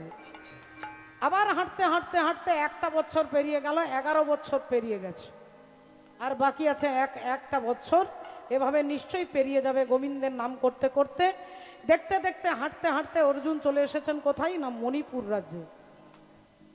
মণিপুর রাজ্যে গাছের ছায়ায়, গাছের তলায় হাতের উপরে মাথাটা রেখে অর্জুন বিশ্রাম করছেন। হাতের উপরে মাথা রেখেছে অর্জুন বিশ্রাম করছেন। আর সেই মণিপুর রাজ্যের রাজা, সেই সময় রাজা ছিলেন রাজা চিত্রভানু। চিত্রভানু রাজার একমাত্র কন্যা, যার নাম হচ্ছে চিত্রাঙ্গদা। দেবী চিত্রাঙ্গদা রাজকুমারী, কিন্তু তিনি রাজকুমারী হয়েও রাজকুমারের পোশাক পরে, ধুতি পাঞ্জাবি পরে, লম্বা লম্বা চুলগুলোকে খোঁপা বেঁধে, মাথায় মুকুট দিয়ে, পিঠের মধ্যে নিয়েছেন তীর ধনুক, হাত কোমরে তলোয়ার, ঘোড়ার পিঠে চেপে তিনি রাজ্য দর্শন করতে যাচ্ছে। ঘোড়া টকবক টকবক টকবক করে ছুটতে ছুটতে একটা জায়গায় এসে দাঁড়িয়ে গেছে। দেখছেন একজন ভদ্রলোক গাছের ছায়াতে শুয়ে আছে, আর তাকে দেখে ঘোড়াটা ভয়ে দাঁড়িয়ে গেছে। দেবী চিত্রাঙ্গদা অমনি বলে উঠলেন, এই যে কে ঘুমিয়েছেন, উঠুন উঠুন উঠুন, রাস্তা ছাড়ুন, আমি এদিকে যাব।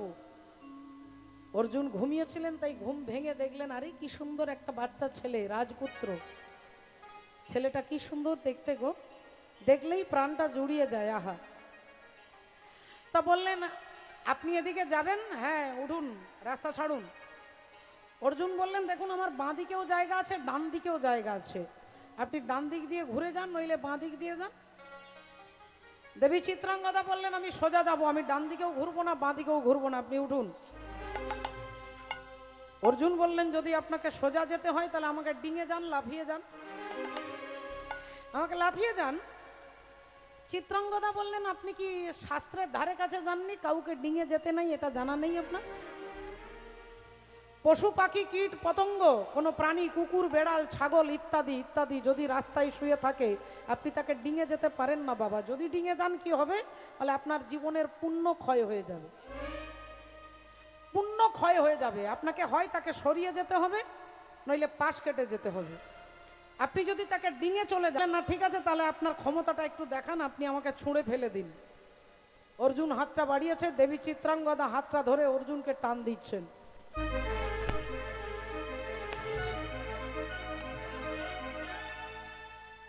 টানবার চেষ্টা করছে, বারবার টানার চেষ্টা করছে, অর্জুনকে এক চুল নড়াতে পারছে না বাবা, এক চুল নড়াতে পারছে না। এবার অর্জুন একটু রসিকতা করে তাকে হালকা করে টান দিয়েছে, আর যেই হালকা করে টান দিয়েছে, দেবী চিত্রাঙ্গদা অর্জুনের পায়ে হুমড়ি খেয়ে পড়েছে। বধূ কোনালো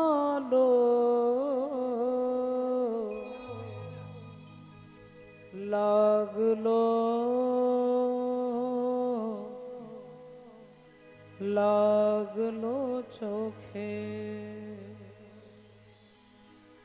লাগলো চোখে বধূ কোনালো লাগলো চোখে। চমকে উঠলেন অর্জুন, চিত্রাঙ্গদার মাথার মুকুট খুলে গেছে, লম্বা লম্বা চুলগুলো পিঠের মধ্যে এলিয়ে পড়েছে। অর্জুন ভেবেছিলেন রাজপুত্র, এতে দেখছে রাজকুমারী। চমকে উঠলেন, বললেন কে কে কে কে আপনি? দেবী চিত্রাঙ্গদা বলে উঠলেন, আগে আপনি আপনার পরিচয় দেন, আপনি কে? অর্জুন বললেন, আগে আপনি আপনার পরিচয় দেন, আপনি রাজকুমারী হয়ে রাজপুত্র সেজে ঘুরে বেড়ান কেন? কে আপনি? বললেন, আমি হলাম এই মণিপুর রাজ্যের রাজা চিত্রভানু রাজ। যে অর্জুনের নাম আমি ছোটবেলা থেকে আমার ঠাকুমা, আমার জেঠিমা, আমার মা, আমার কাকা, আমি সবার মুখ থেকে আপনার নাম শুনতে শুনতে বড় হয়েছি। আর আমার মনে প্রতিজ্ঞা ছিল আমি অর্জুনকে ছাড়া কাউকে বিয়ে করব না। তাই আমি নারী জাতি হয়েও আমি পুরুষের পোশাক পরে ঘুরে বেরিয়েছি, আমি অর্জুন ছাড়া কাউকে বিয়ে করব না বলে। আপনি কি সেই অর্জুন? যদি আপনি অর্জুন হন তাহলে আপনি আমাকে গ্রহণ করুন। যদি আপনি অর্জুন হন আমাকে গ্রহণ করুন। তাই অর্জুনকে ছোটবেলা থেকে মনে প্রাণে স্বামীর সিংহাসনে বসিয়েছেন। তাই অর্জুনের সঙ্গে গান্ধর্ব মতে চিত্রাঙ্গদা দেবীর বিয়ে হয়ে গেল। অর্জুন ভেবে দেখলেন একটা একটা করে 1 মাস 2 মাস 5 মাস 6 মাস 7 মাস পেরিয়ে গেছে, আর বাকি আছে মাত্র 5 মাস। এই 5টা মাস আমি হাঁটতে হাঁটতে হাঁটতে 12 বছর হয়ে যাবে। 5 মাস হয়ে যাবে হাঁটা, আমি আমার দাদার কাছে পৌঁছে যাব। তাহলে আজকের ভোরবেলায় আমি চিত্রাঙ্গদাকে রেখে দিয়ে আমি চিরকালের মতো চলে যাব। অর্জুন এটা সিদ্ধান্ত করে রেখেছে। আর দেবী চিত্রাঙ্গদা আসছে একটা আনন্দের সংবাদ দেবে, তার গর্ভে সন্তান, তিনি অর্জুনের সন্তানের মা হতে চলেছেন। চিত্রাঙ্গদা আসছেন, অর্জুন অমনি হাতটা ধরেছেন, হাতটা ধরেছে। আহা, সুরে ও বাণীর মালা দিয়ে তুমি আমারে ছুঁইয়াছিলে।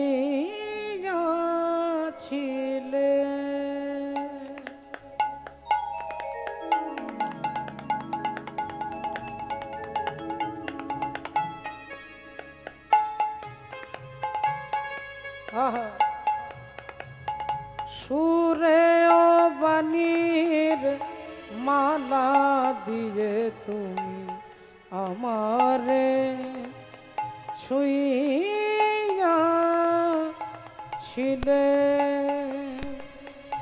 অনুরাগ কুম কুম দিলে দেহে মনে, বুকে প্রেম কেন নাহি দিলে আমারে ছুঁইয়াছিলে। সুরে ও বাণী মালা দিয়ে তুমি আমারে ছুঁইয়াছিলে।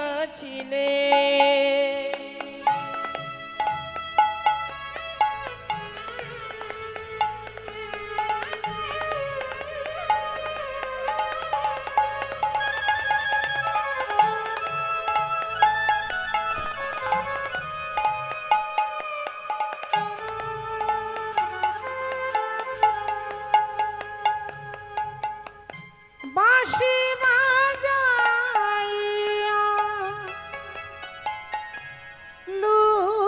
লুকালে তুমি কোথায়?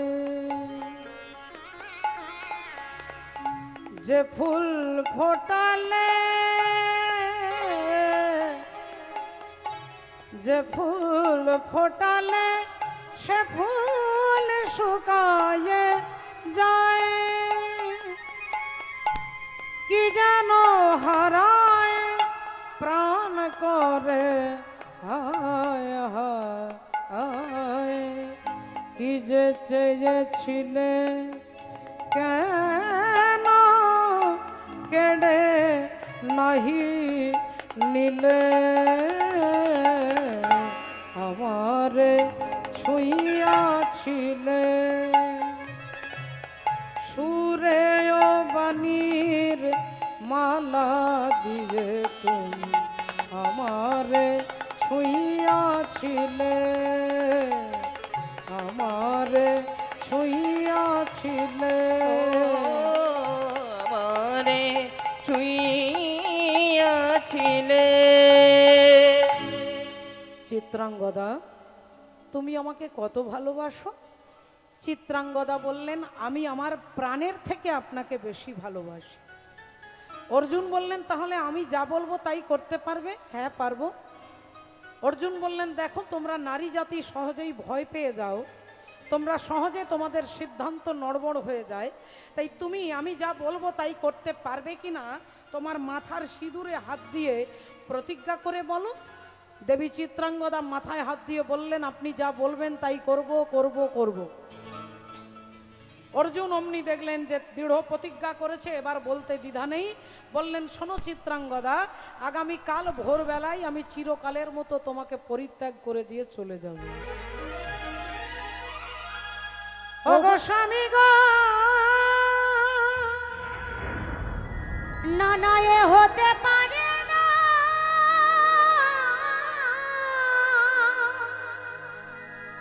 না না এ হতে পারে না,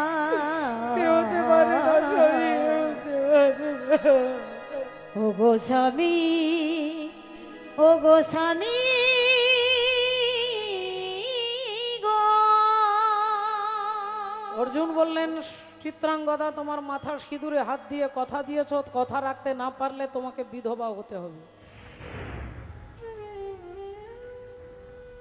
দেবী চিত্রাঙ্গদা স্থির হয়ে গেলেন, চোখ দিয়ে টপ টপ করে জল পড়তে লাগলো। বলার কোনো ভাষা নেই, আটকানোর কোনো ভাষা তার জানা নেই। তিনি সিঁদুরে হাত দিয়ে প্রতিজ্ঞা করেছে, তাই রক্ষা করতে না পারলে আমার স্বামী পৃথিবী ত্যাগ করে চলে যাবে, আমি তা সহ্য করতে পারবো না। অর্জুন বললেন, আমার দ্বিতীয় কথা, আমি যে তোমার স্বামী এ কথা তুমি কোনোদিন কাউকে বলতে পারবে না। আমি যে তোমার স্বামী এ কথা তুমি বলতে পারবে না। এই দুটো প্রতিজ্ঞা করিয়ে অর্জুন ভোরবেলায় চিত্রাঙ্গদাকে পরিত্যাগ করে তিনি বেরিয়ে চলে গেলেন।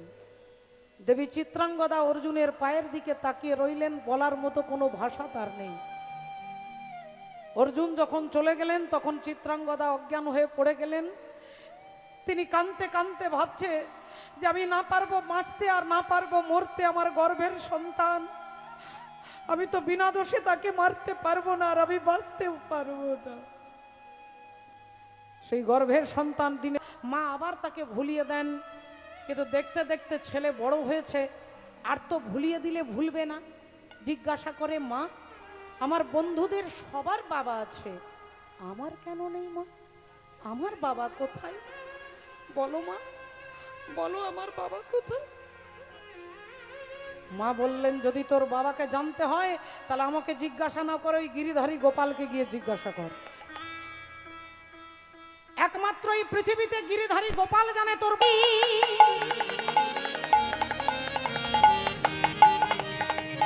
দেখতে পাবো বাবাকে আমি,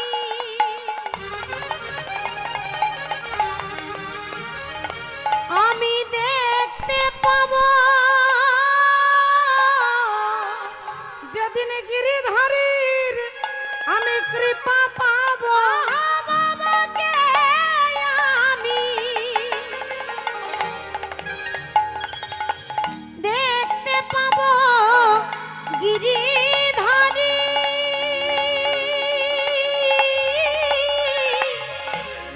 কৃপা পাবো বাবাকে আমি দেখতে পাবো, গিরিধারীর কৃপা পাবো, বাবাকে আমি দেখতে পাবো, গিরিধারীর কৃপা পাবো, আহা বাবাকে আমি দেখতে নিতাই গৌর গিরিধারীর প্রেমানন্দে। কৃপা পাবো, আহা বাবাকে আমি দেখতে পাবো, গিরিধারীর কৃপা পাবো, আহা বাবাকে আমি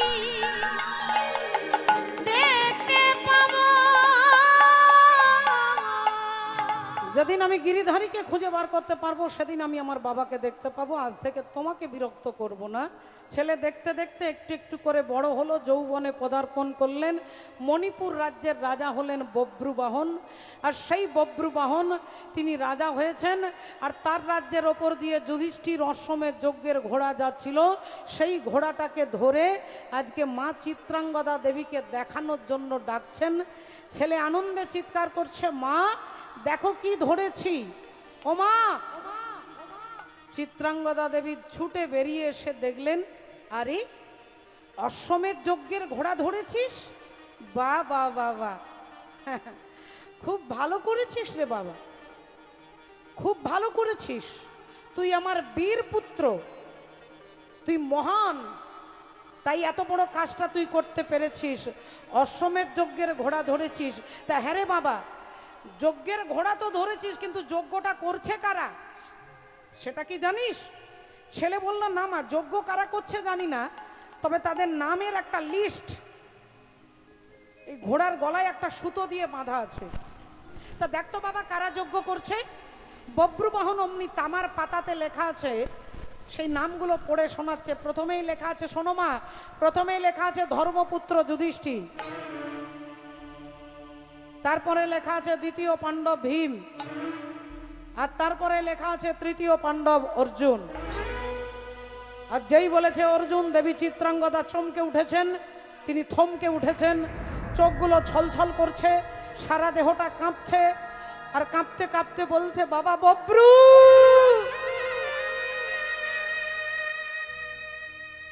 এই ঘোড়াটা তুই ছেড়ে দে বাবা, এই ঘোড়া তুই ছেড়ে দে, তুই ছেড়ে দে বাবা, তুই ছেড়ে দে। ছেলে বলল, মা এই 10 মিনিট আগে তুমি বললে আমি নাকি তোমার বীর পুত্র, আর এখন বলছো ঘোড়াটাকে ছেড়ে দিতে। না তোর বাবা চলে গেছে, তুইও যদি চলে যাস আমি কাকে নিয়ে থাকবো বাবা, ছেড়ে দে বাবা, ছেড়ে দে, এই ঘোড়া তুই ছেড়ে দে বাবা, ছেড়ে দে। ছেলে বলল, মা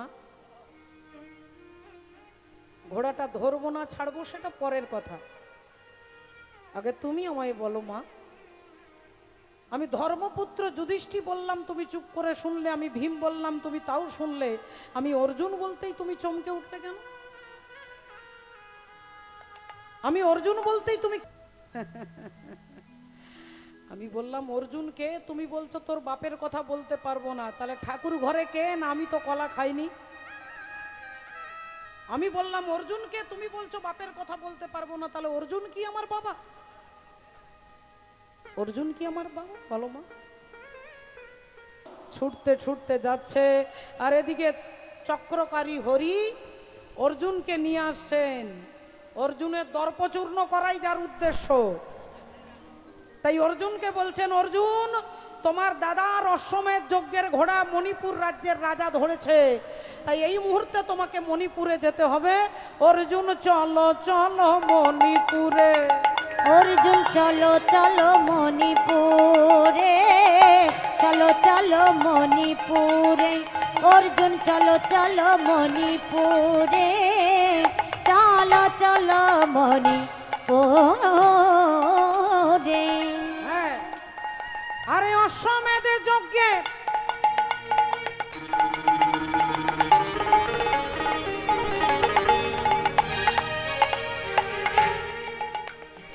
ওগো ঘোড়া যে ধরেছে,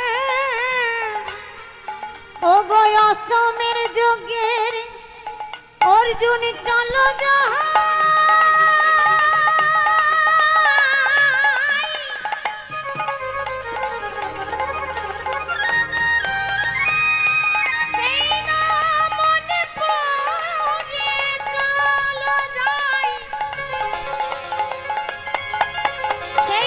মণিপুরে চলো যাই,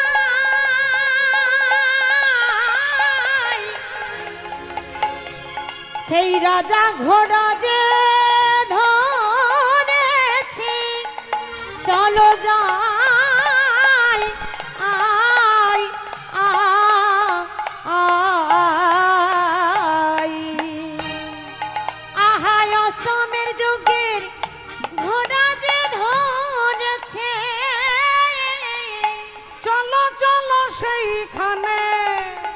চলো চলো সেইখানে অর্জুন চলো চলো সেইখানে গো চলো চলো সেইখানে অর্জুন চলো চলো সেইখানে গো চলো চলো সেইখানে। শ্রদ্ধেয় ভক্তমণ্ডলী, ভক্তিমতী মায়েরা, তাই ভগবানকে আজ অর্জুনকে নিয়ে আসছেন রথে চেপে। এদিকে বব্রুবাহন যাচ্ছেন বাবা বাবা বলতে বলতে। শ্রদ্ধেয় বাবা ঠাকুর, দেখুন আজকে ভগবানের উদ্দেশ্য অর্জুনের দর্পটা চূর্ণ হোক, পিতা পুত্রের মিলন হবে, তবে আগে দর্প চূর্ণ হবে, এটা তার ইচ্ছে। আর এদিকে বব্রুবাহন যাচ্ছে, পিতা পিতা পিতা বলি ছুটিতে লাগিল, পিতা পিতা পিতা বলি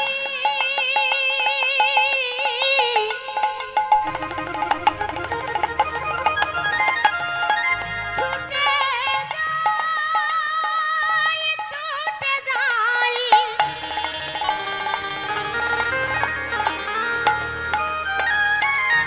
বব্রু পিতা পিতা পিতা বলে ছুটে যাই বব্রু ছুটে যাই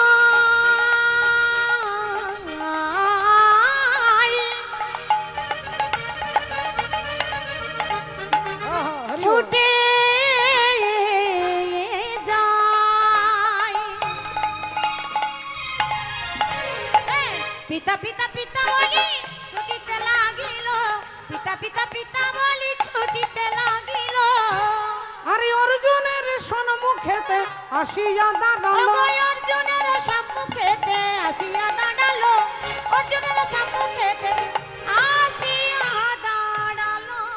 অর্জুনের সামনে এসে বব্রুবাহন দাঁড়িয়ে বলছে, বাবা বাবা গো, এই দেখো বাবা, আমি তোমার ছেলে, আমি তোমার পুত্র এসেছি বাবা, একবার আমাকে বুকে জড়িয়ে ধরো বাবা।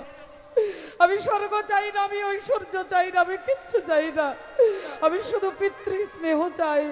একবার আমার বুকে বুকে জড়িয়ে ধরে আমাকে পুত্র বলে ডাকো বাবা, আমি আর কিচ্ছু চাই না, কিচ্ছু চাই না।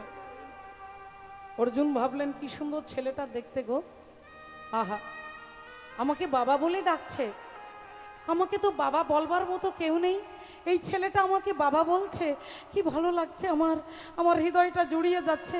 আহা, একবার ছেলেটাকে বুকে জড়িয়ে ধরি। আর যেই আলিঙ্গন করতে যাচ্ছে অমনি ভগবান পেছন থেকে বলছে, অর্জুন, ওই ছেলেটাকে তুমি জানো? ওকে তুমি চেনো না? তাহলে তুমি তাকে আলিঙ্গন করতে যাচ্ছ কেন? এই ছেলে, এই এই এই যা যা যা, আমাকে তুই বাবা বলবি না, যা। বাবা? আমি বাবাকে বাবা বলবো না তো কি বলবো বাবা? তুমি আমাকে শিখিয়ে দাও, তুমি আমার পিতা, তুমি আমার জন্মদাতা, আমার মা বলেছে তুমি আমার পিতা, একবার আমাকে বুকে জড়িয়ে ধরো বাবা, আমি কিচ্ছু চাই না। অর্জুন আবার হাত বাড়িয়ে তাকে ধরতে যাচ্ছে। চক্রকারী এমন হরি চতুরেরও সার, তার চক্র বুঝতে পারে এমন সাধিকার, যার চক্রে কাটা হয়েছিল নাগকুল, যার চক্রে মান্ডব্য মুনি পশ্চাৎ ভাগে শুল, যার চক্রে হরিশ্চন্দ্র দানি হলো ঘাটে, যার চক্রে পরশুরাম মায়ের মাথা কাটে। চক্রকারীর এমন চক্র পড়েছে যেখানে, বুঝিতে পারে সে কি মানব জীবনে। হরি বল। ভগবান দাঁড়িয়ে হাসছেন, ভগবানের মায়া, তিনি হাসছেন রাধে। আর ভগবানের মায়া বড় বড় ঋষি, বড় বড় যোগী, বড় বড় অমলাত্মা, বিমলাত্মা, যোগী, ঋষি, মুনি, দেবতা, গন্ধর্ব ভগবানের মায়া কেউ বুঝতে পারে না বাবা। আমাদের মতো তুচ্ছ প্রাণীর কথা বাদ দেন, ঋষি মুনি বুঝতে পারে না ভগবানের মায়া।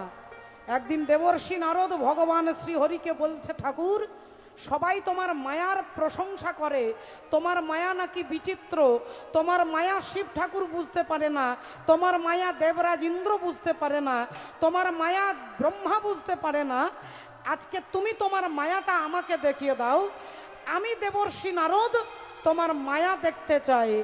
ভগবান বললেন, নারদ, একটু আগে যদি বলতে তাও দেখাতাম, কিন্তু এখন আমি বিকেল বেলায় বেড়াতে বেরিয়েছি, এখন মায়া দেখানোর সময় নয়, তাই অন্য কোনো একদিন তোমাকে মায়া দেখাবো। নারদ মুনি বললেন, তাহলে যেহেতু বেড়াতে যাচ্ছ, তা ঠিক আছে, অন্য কোনো দিন মায়া দেখিয়ে দেবে, আজকে তোমার সঙ্গে আমিও বেড়াতে যাব। এই দুজনে দেবর্ষি নারদ আর ভগবান শ্রীহরি রথে চেপে জঙ্গলে পার হয়ে একটা গ্রামের ভেতরে এসেছে। অপূর্ব সুন্দর গ্রাম, চারিদিকে ফুলের গাছ, ফলের গাছ, সুন্দর সুন্দর কুটির, রাস্তাঘাট সুন্দর দেখে ভগবান রথ থেকে নেমে একটা গাছের তলায় বসে বলছে, নারদ একটু জল নিয়ে এসো তো বাবা, খুব পিপাসা পেয়েছে। নারদ মুনি বললেন, দাঁড়ান এক্ষুনি জল এনে দিচ্ছি। কমণ্ডল নিয়ে নারদ মুনি প্রবেশ করলেন গ্রামের ভেতরে। আর গ্রামের ভেতরে প্রবেশ করে দেখলেন বিরাট বড় একটা কুয়ো, আর কুয়োতে অনেক যুবতী কন্যা জল ভরছে। নারদ মুনি গিয়ে একজন যুবতী কন্যাকে বললেন, এই যে একটু জল দেন তো।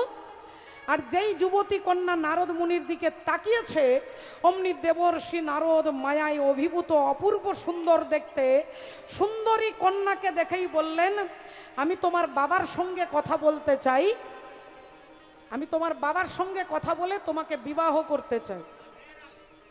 সেই যুবতী কন্যার বাবার কাছে এসে বলছেন, আমি নারদ আপনার মেয়েকে বিয়ে করতে চাই। বললেন, এটা আমার 14 পুরুষের কপাল ভালো যে আপনি আমার মেয়েকে বিয়ে করবেন। তাই বিয়ে দিয়ে দিলেন দুজনের মধ্যে। বিবাহের 3 বছর পরে একটা ছেলে হলো, তার 2 বছর পরে একটা মেয়ে হলো। দেবর্ষি নারদ হয়ে গেলেন রাজা। রাজা হয়ে রাজ সিংহাসনে বসে, কিন্তু রাজার নীতি তো তিনি কিছু জানেন না। অন্য এক দেশের রাজা এই রাজ্যটাকে আক্রমণ করেছে, যুদ্ধ হবে। আর যুদ্ধ হওয়ার আগেই নারদ মুনি তার স্ত্রীকে, পুত্রকে, কন্যাকে নিয়ে রাজ্য ছেড়ে দিয়ে রাতের অন্ধকারে ছুটছে। ছুটতে ছুটতে ছুটতে একটা গঙ্গা নদী পার হবে, মাঝির নৌকোতে চেপেছে। আর নৌকো চলতে চলতে চলতে মাঝ গঙ্গায় নৌকো এসে নৌকো টলমল টলমল করছে। নৌকো টলমল করতে করতে করতে নৌকো ডুবে গেছে। দেবর্ষি নারদ তার স্ত্রীকে ধরছে, ছেলে বলছে বাবা আমাকে বাঁচাও, কখনো ছেলেকে ধরছে। মেয়ে বলছে বাবা আমাকে বাঁচাও, কখনো মেয়েকে ধরছে, কখনো স্ত্রীকে ধরছে, কখনো ছেলেকে, কখনো মেয়েকে। এই করতে করতে করতে 3 জনেই জলের মধ্যে হরিবোল হয়ে গেছে। নারদ মুনি কোন রকমে সাঁতার কেটে এপার থেকে ওপার, পা থেকে মাথা পর্যন্ত ভেজা, চোখের জল টপ টপ করে মাটিতে পড়ছে। আর কপাল চাপড়াতে চাপড়াতে, বুক চাপড়ে চাপড়ে বলছে, তুমি আমার ছেলেকে কেড়ে নিলে, তুমি আমার মেয়েকে কেড়ে নিলে, তুমি আমার সংসারটাকে কেড়ে নিলে ঠাকুর, তুমি আমাকে নিঃস্ব করে দিলে, তুমি আজ আমাকে রিক্ত করে দিলে। বুক চাপড়াচ্ছে আর কাঁদছে নারদ মুনি। এমন সময় ভগবান কাঁধে হাত দিয়ে বললেন, নারদ আমার জল কোথায়? 1 ঘন্টা হয়ে গেল জল আনতে পারলে না। নারদ মুনি বললেন, 1 ঘন্টায় আমার বিয়ে হলো, আমার একটা ছেলে হলো, একটা মেয়ে হলো, সব 1 ঘন্টা। ভগবান বললেন, সব 1 ঘন্টার খেল, তুমি আমার কাছে মায়া দেখতে চেয়েছিলে, তোমাকে আমার মায়া দেখিয়ে দিলাম। আমার মায়ায় তোমার মতো নারদ মুনিকে কপাল চাপড়ে বলতে হচ্ছে, আমার ছেলে, আমার ঘর, আমার বাড়ি। মায়াবদ্ধ জীব যারা, তারা বলে আমার ঘর, আমার বাড়ি। তোমার মতো নারদ মুনিও আমার মায়ার কাছে সবাইকে হারতে হয়। মায়া মেতাং তারান্তিতে, যদি গোবিন্দ কৃপা না করে ভগবানের মায়া জগতে কেউ অতিক্রম করতে পারবে না। বাবা রাধে রাধে রাধে। তাই বাবা ঠাকুর বব্রুবাহন বলছেন যে আপনি আমার বাবা, আমাকে একবার জড়িয়ে ধরুন। আর যেই অর্জুন ধরতে যাবে, ভগবান অমনি বলছেন, অর্জুন কি হচ্ছে অর্জুন, তুমি বারবার ভুল করছো, তুমি ভুলে গেছো ওই ছেলেটাই, এই ছেলেটাই তোমার দাদা যুধিষ্ঠির অশ্বমেধ যজ্ঞের ঘোড়া ধরেছে, এ তোমার শত্রু। আর শত্রুকে তুমি আলিঙ্গন করতে যাচ্ছ। এই ছেলে, হ্যাঁ যা যা, আমাকে খবরদার বাবা বলবি না। বব্রুবাহন বলছেন, একবার নয় 100 বার বলবো, আপনি আমার বাবা বাবা বাবা। অর্জুন বললেন, বুঝতে পেরে গেছি, তোর মা কোনো অসতী নারী, তোর মা কোনো অপবিত্রা নারী, তোর মা কুলোটা নারী। যেই এ কথা বলেছেন, বব্রুবাহন বলে উঠলেন, অর্জুন তুমি আমার মাকে অসতী বলেছ? তুমি আমার মাকে অপবিত্র বলেছ।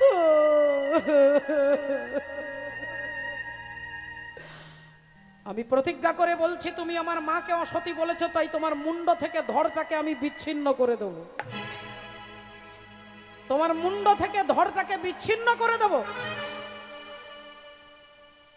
অর্জুন হাসতে হাসতে বলছে, কত হাতি গেল তল, আর মশা বলে কত জল। বড় বড় রাজা মহারাজাদের আমি হারিয়ে দিয়েছি, একটা দুদিনের বাচ্চা ছেলে বলে কিনা আমার মুন্ডচ্ছেদন করবে। তাহলে দেখি তোমার কত ক্ষমতা। অর্জুন গান্ডীব ধরেছেন, আর বব্রুবাহনও তার তীর ধনুক ধরেছে। দুজনের মধ্যে লড়াই হচ্ছে। অর্জুন তীরটা ছুঁড়ে দিয়েছে,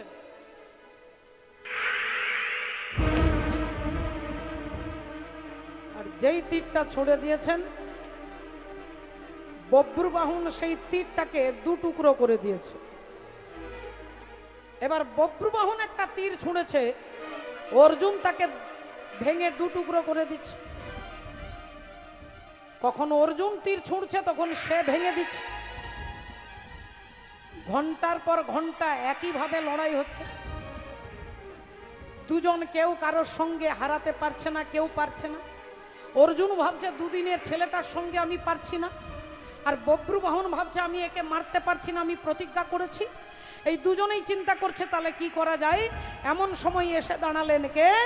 গঙ্গে গঙ্গে মা গঙ্গে, গঙ্গে গঙ্গে মা গঙ্গে, গঙ্গে গঙ্গে মা গঙ্গে, গঙ্গে গঙ্গে মা গঙ্গে, গঙ্গে গঙ্গে মা গঙ্গে, গঙ্গে গঙ্গে মা গঙ্গে।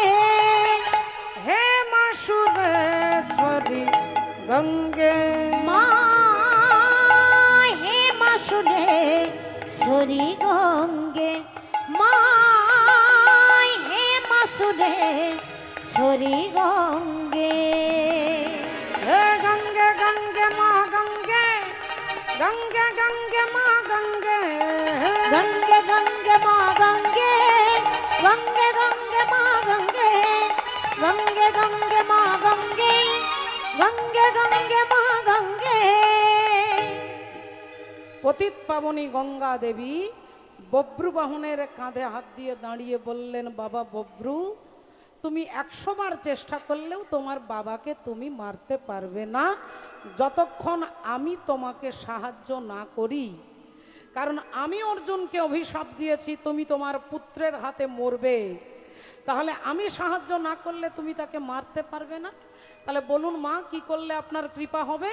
পতিত পাবনী গঙ্গা দেবী বললেন, আমি গঙ্গা বান হয়ে তোমার হাতে ধরা দেব, আর ওই বান দিয়ে তুমি অর্জুনের মস্তক মুন্ড আলাদা করবে। এই যেই বলেছে অমনি রাধে রাধে গঙ্গা দেবী বান হয়ে বব্রুবাহনের হাতে ধরা দিলেন। আর যেই বব্রুবাহন অর্জুনের মাথাটাকে লক্ষ্য করে তীরটা ছুঁড়ে দিয়েছে।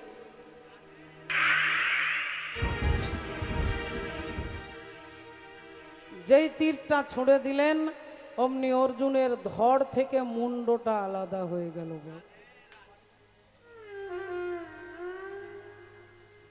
ধড় থেকে মুন্ডটা আলাদা, মুন্ড আর ধড় আলাদা হয়ে গেল। অর্জুন মৃত অবস্থায় পড়ে আছে, বব্রুবাহন দাঁড়িয়ে আছে, ভগবান দাঁড়িয়ে আছেন। আজকে আসছেন কে না? দেবী চিত্রাঙ্গদা। চিত্রাঙ্গদা দেবী আসছেন। দেখুন ভক্তমণ্ডলী, ভক্তিমতী মায়েরা। ভক্ত এক প্রকার আছে যারা ভগবানকে ভালোবাসেন, আরেক প্রকার ভক্ত আছে যে ভগবান যাকে ভালোবাসেন। তাই আপনারা সবাই ভগবানকে ভালোবাসেন, ভগবানও আপনাদের ভালোবাসে। আচ্ছা, ভগবান ভালোবাসেন কি করে বুঝবো? আমাকে ভগবান ভালোবাসে আমি বুঝবো কি করে? ভগবান তো আর এসে বলে দেবে না। তাহলে আপনাকে ভগবান ভালোবাসেন আপনি বুঝতে পারবেন যখন কোনো সাধু, কোনো মহাত্মা আপনাকে ভালোবাসবে। যখন সাধু, গুরু, ভক্ত আপনাকে ভালোবাসবে, স্নেহ করবে, আপনি জানবেন ভগবান আমাকে কৃপা করেছে। তাহলে এই পরিস্থিতি কখন আসবে? আমরা সংসারকে ভালোবেসে ফেলেছি বাবা। যে সংসার আমাদের দিনের পর দিন আমাদের সঙ্গে বেইমানি করে, আমরা সেই সংসারকেই ভালোবেসেছি। আর যে ভগবান আজ পর্যন্ত কারোর সঙ্গে বেইমানি করেননি, আমরা সেই ভগবানকে অবিশ্বাস করেছি। হরি বল, রাধে। ভক্তমণ্ডলী ভক্তিমতী মায়ের, আমি যে আতর গো আতর দানে ভরা, আমি যে আতর গো আতর দানে ভরা,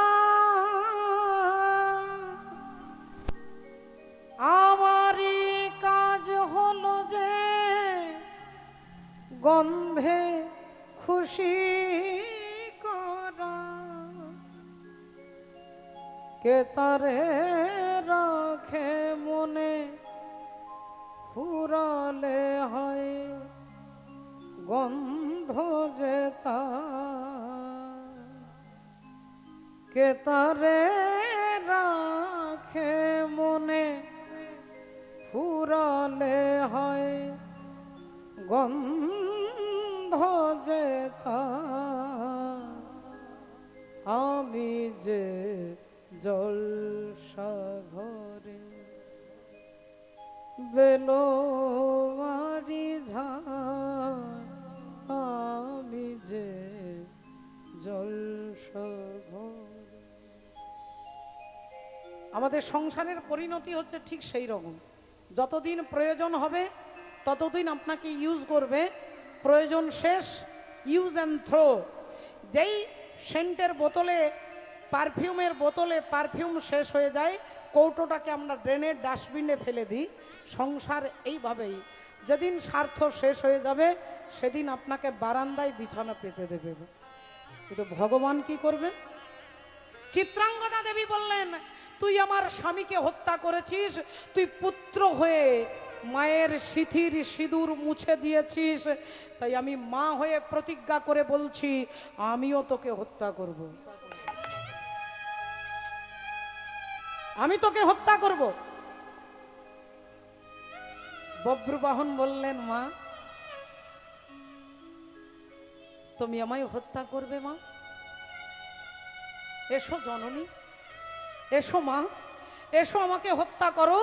তুমি আমাকে হত্যা করলে ইতিহাস রচনা হবে, এ জগৎ দেখবে যে একজন সতী নারী তার স্বামীর মর্যাদার জন্য তার পুত্রকে হত্যা করেছে। তুমি আমাকে মারলে আমি অমর হয়ে যাব। মা এসো, এসো মা, এসো তুমি আমাকে হত্যা করো। আহা, ভক্তমণ্ডলী ভক্তিমতী মায়ের। দেবী চিত্রাঙ্গদা বললেন, তোর কোনো কথা আমি শুনবো না, তোকে আমি হত্যা করব। এই বলে তলোয়ার হাতে নিয়ে চিত্রাঙ্গদা ছুটে আসছেন। আর যেই ছুটে আসছেন, আজকে মা আর ছেলের মাঝখানে বল পিঞ্জরে কাতো তারা, बोल पिंजरे का तोता राम रे, हरे राम राधे श्याम सिया राम, हरे राम राधे श्याम सिया राम। बोल पिंजरे का तोता राम, बोल पिंजरे का तोता राम रे, हरे राम राधे श्याम सिया राम। सीताराम सीताराम जय रघुनंदन सीताराम, सीताराम सीताराम जय रघुनंदन सीताराम।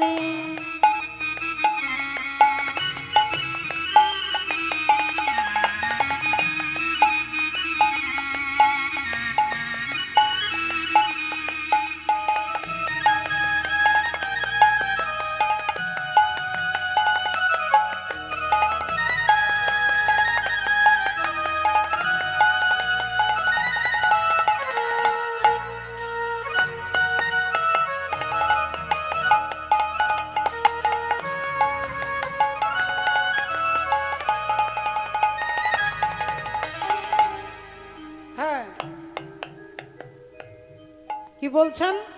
বল পিঞ্জরে কা তোতা, এই দেহটা হচ্ছে পিঞ্জরা, এর মধ্যে আত্মা হচ্ছে তোতা পাখি। বললেন কি করলে না, আত্মা একমাত্র আনন্দিত হয় যদি ভগবানের নাম শোনে। তাই বলছেন আত্মা হ্যায় এক সচ্চা हीरा, काया है एक थैली।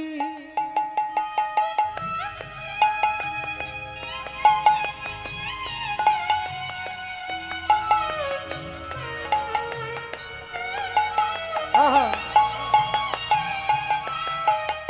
प्रभु की भक्ति सुबह की जैसी, माया है एक ढलता शाम।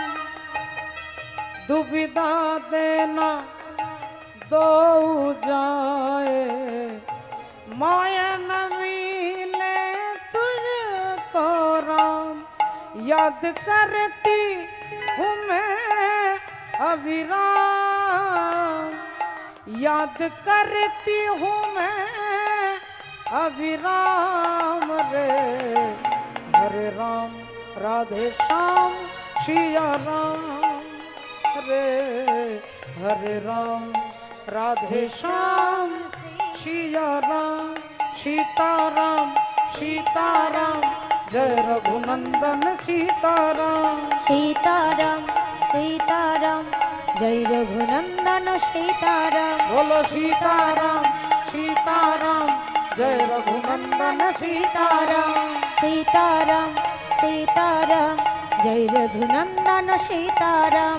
सीताराम सीताराम जय रघुनंदन सीताराम। जय रघुनंदन सीताराम जय रघुनंदन सीताराम।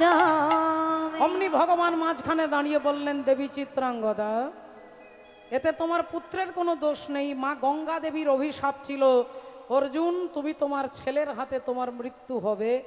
তাই অর্জুন পুত্র বভ্রুবাহনের হাতে অর্জুনের মৃত্যু অবধারিত ছিল। তাই এতে তোমার পুত্রের কোনো দোষ নেই। তবে হ্যাঁ, তুমি সতী নারী, তুমি পবিত্রা নারী, তাই তোমার মর্যাদা রক্ষা করবার জন্য আমি অর্জুনকে বাঁচিয়ে দেব। যাও বব্রু, বাবা বব্রু, যাও পাতালে গিয়ে উলুপি নাগের মাথার মণি নিয়ে এসো। উলুপি নাগের কাছ থেকে মণিটা নিয়ে এসো। তাই বব্রুবাহন আনন্দে যাচ্ছে। ছুটিতে ছুটিতে বব্রু পাতালেতে গেল, ছুটিতে ছুটিতে বব্রু পাতালেতে গেল। ছুটিতে ছুটিতে বব্রু পাতালেতে গেল। উলুপির মাথার মণি মাগিয়া লইল, উলুপের মাথার মণি মাগিয়া লইল। উলুপের মাথার মণি মাগিয়া লইল। এই উলুপি নাগের মণি এনে ভগবানের হাতে দিয়েছেন।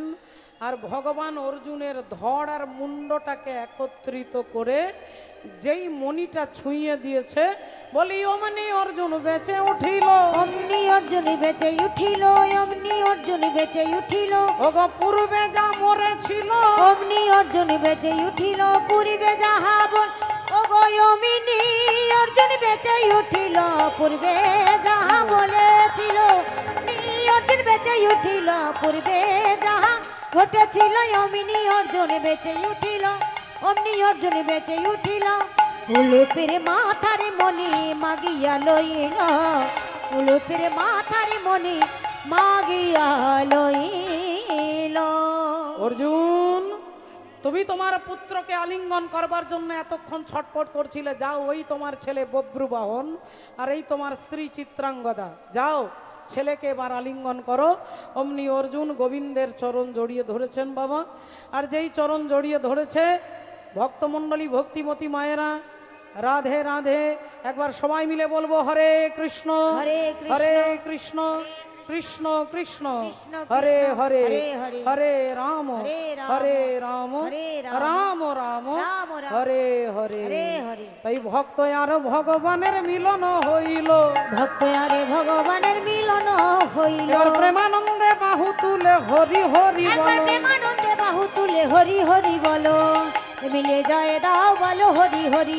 হরি নামের প্রভাবে ভব সিন্ধু যাবে তরি। নামের প্রভাবে ভব সিন্ধু যাবে তুমি জয় রাধে রাধা গোবিন্দ বলো জয় রাধে রাধা গোবিন্দ জয় রাধে জয় রাধে জয় রাধে জয় রাধে জয় রাধে জয় রাধে জয় রাধে জয় রাধে জয় রাধে হরি বল হরে জয় নিতাই।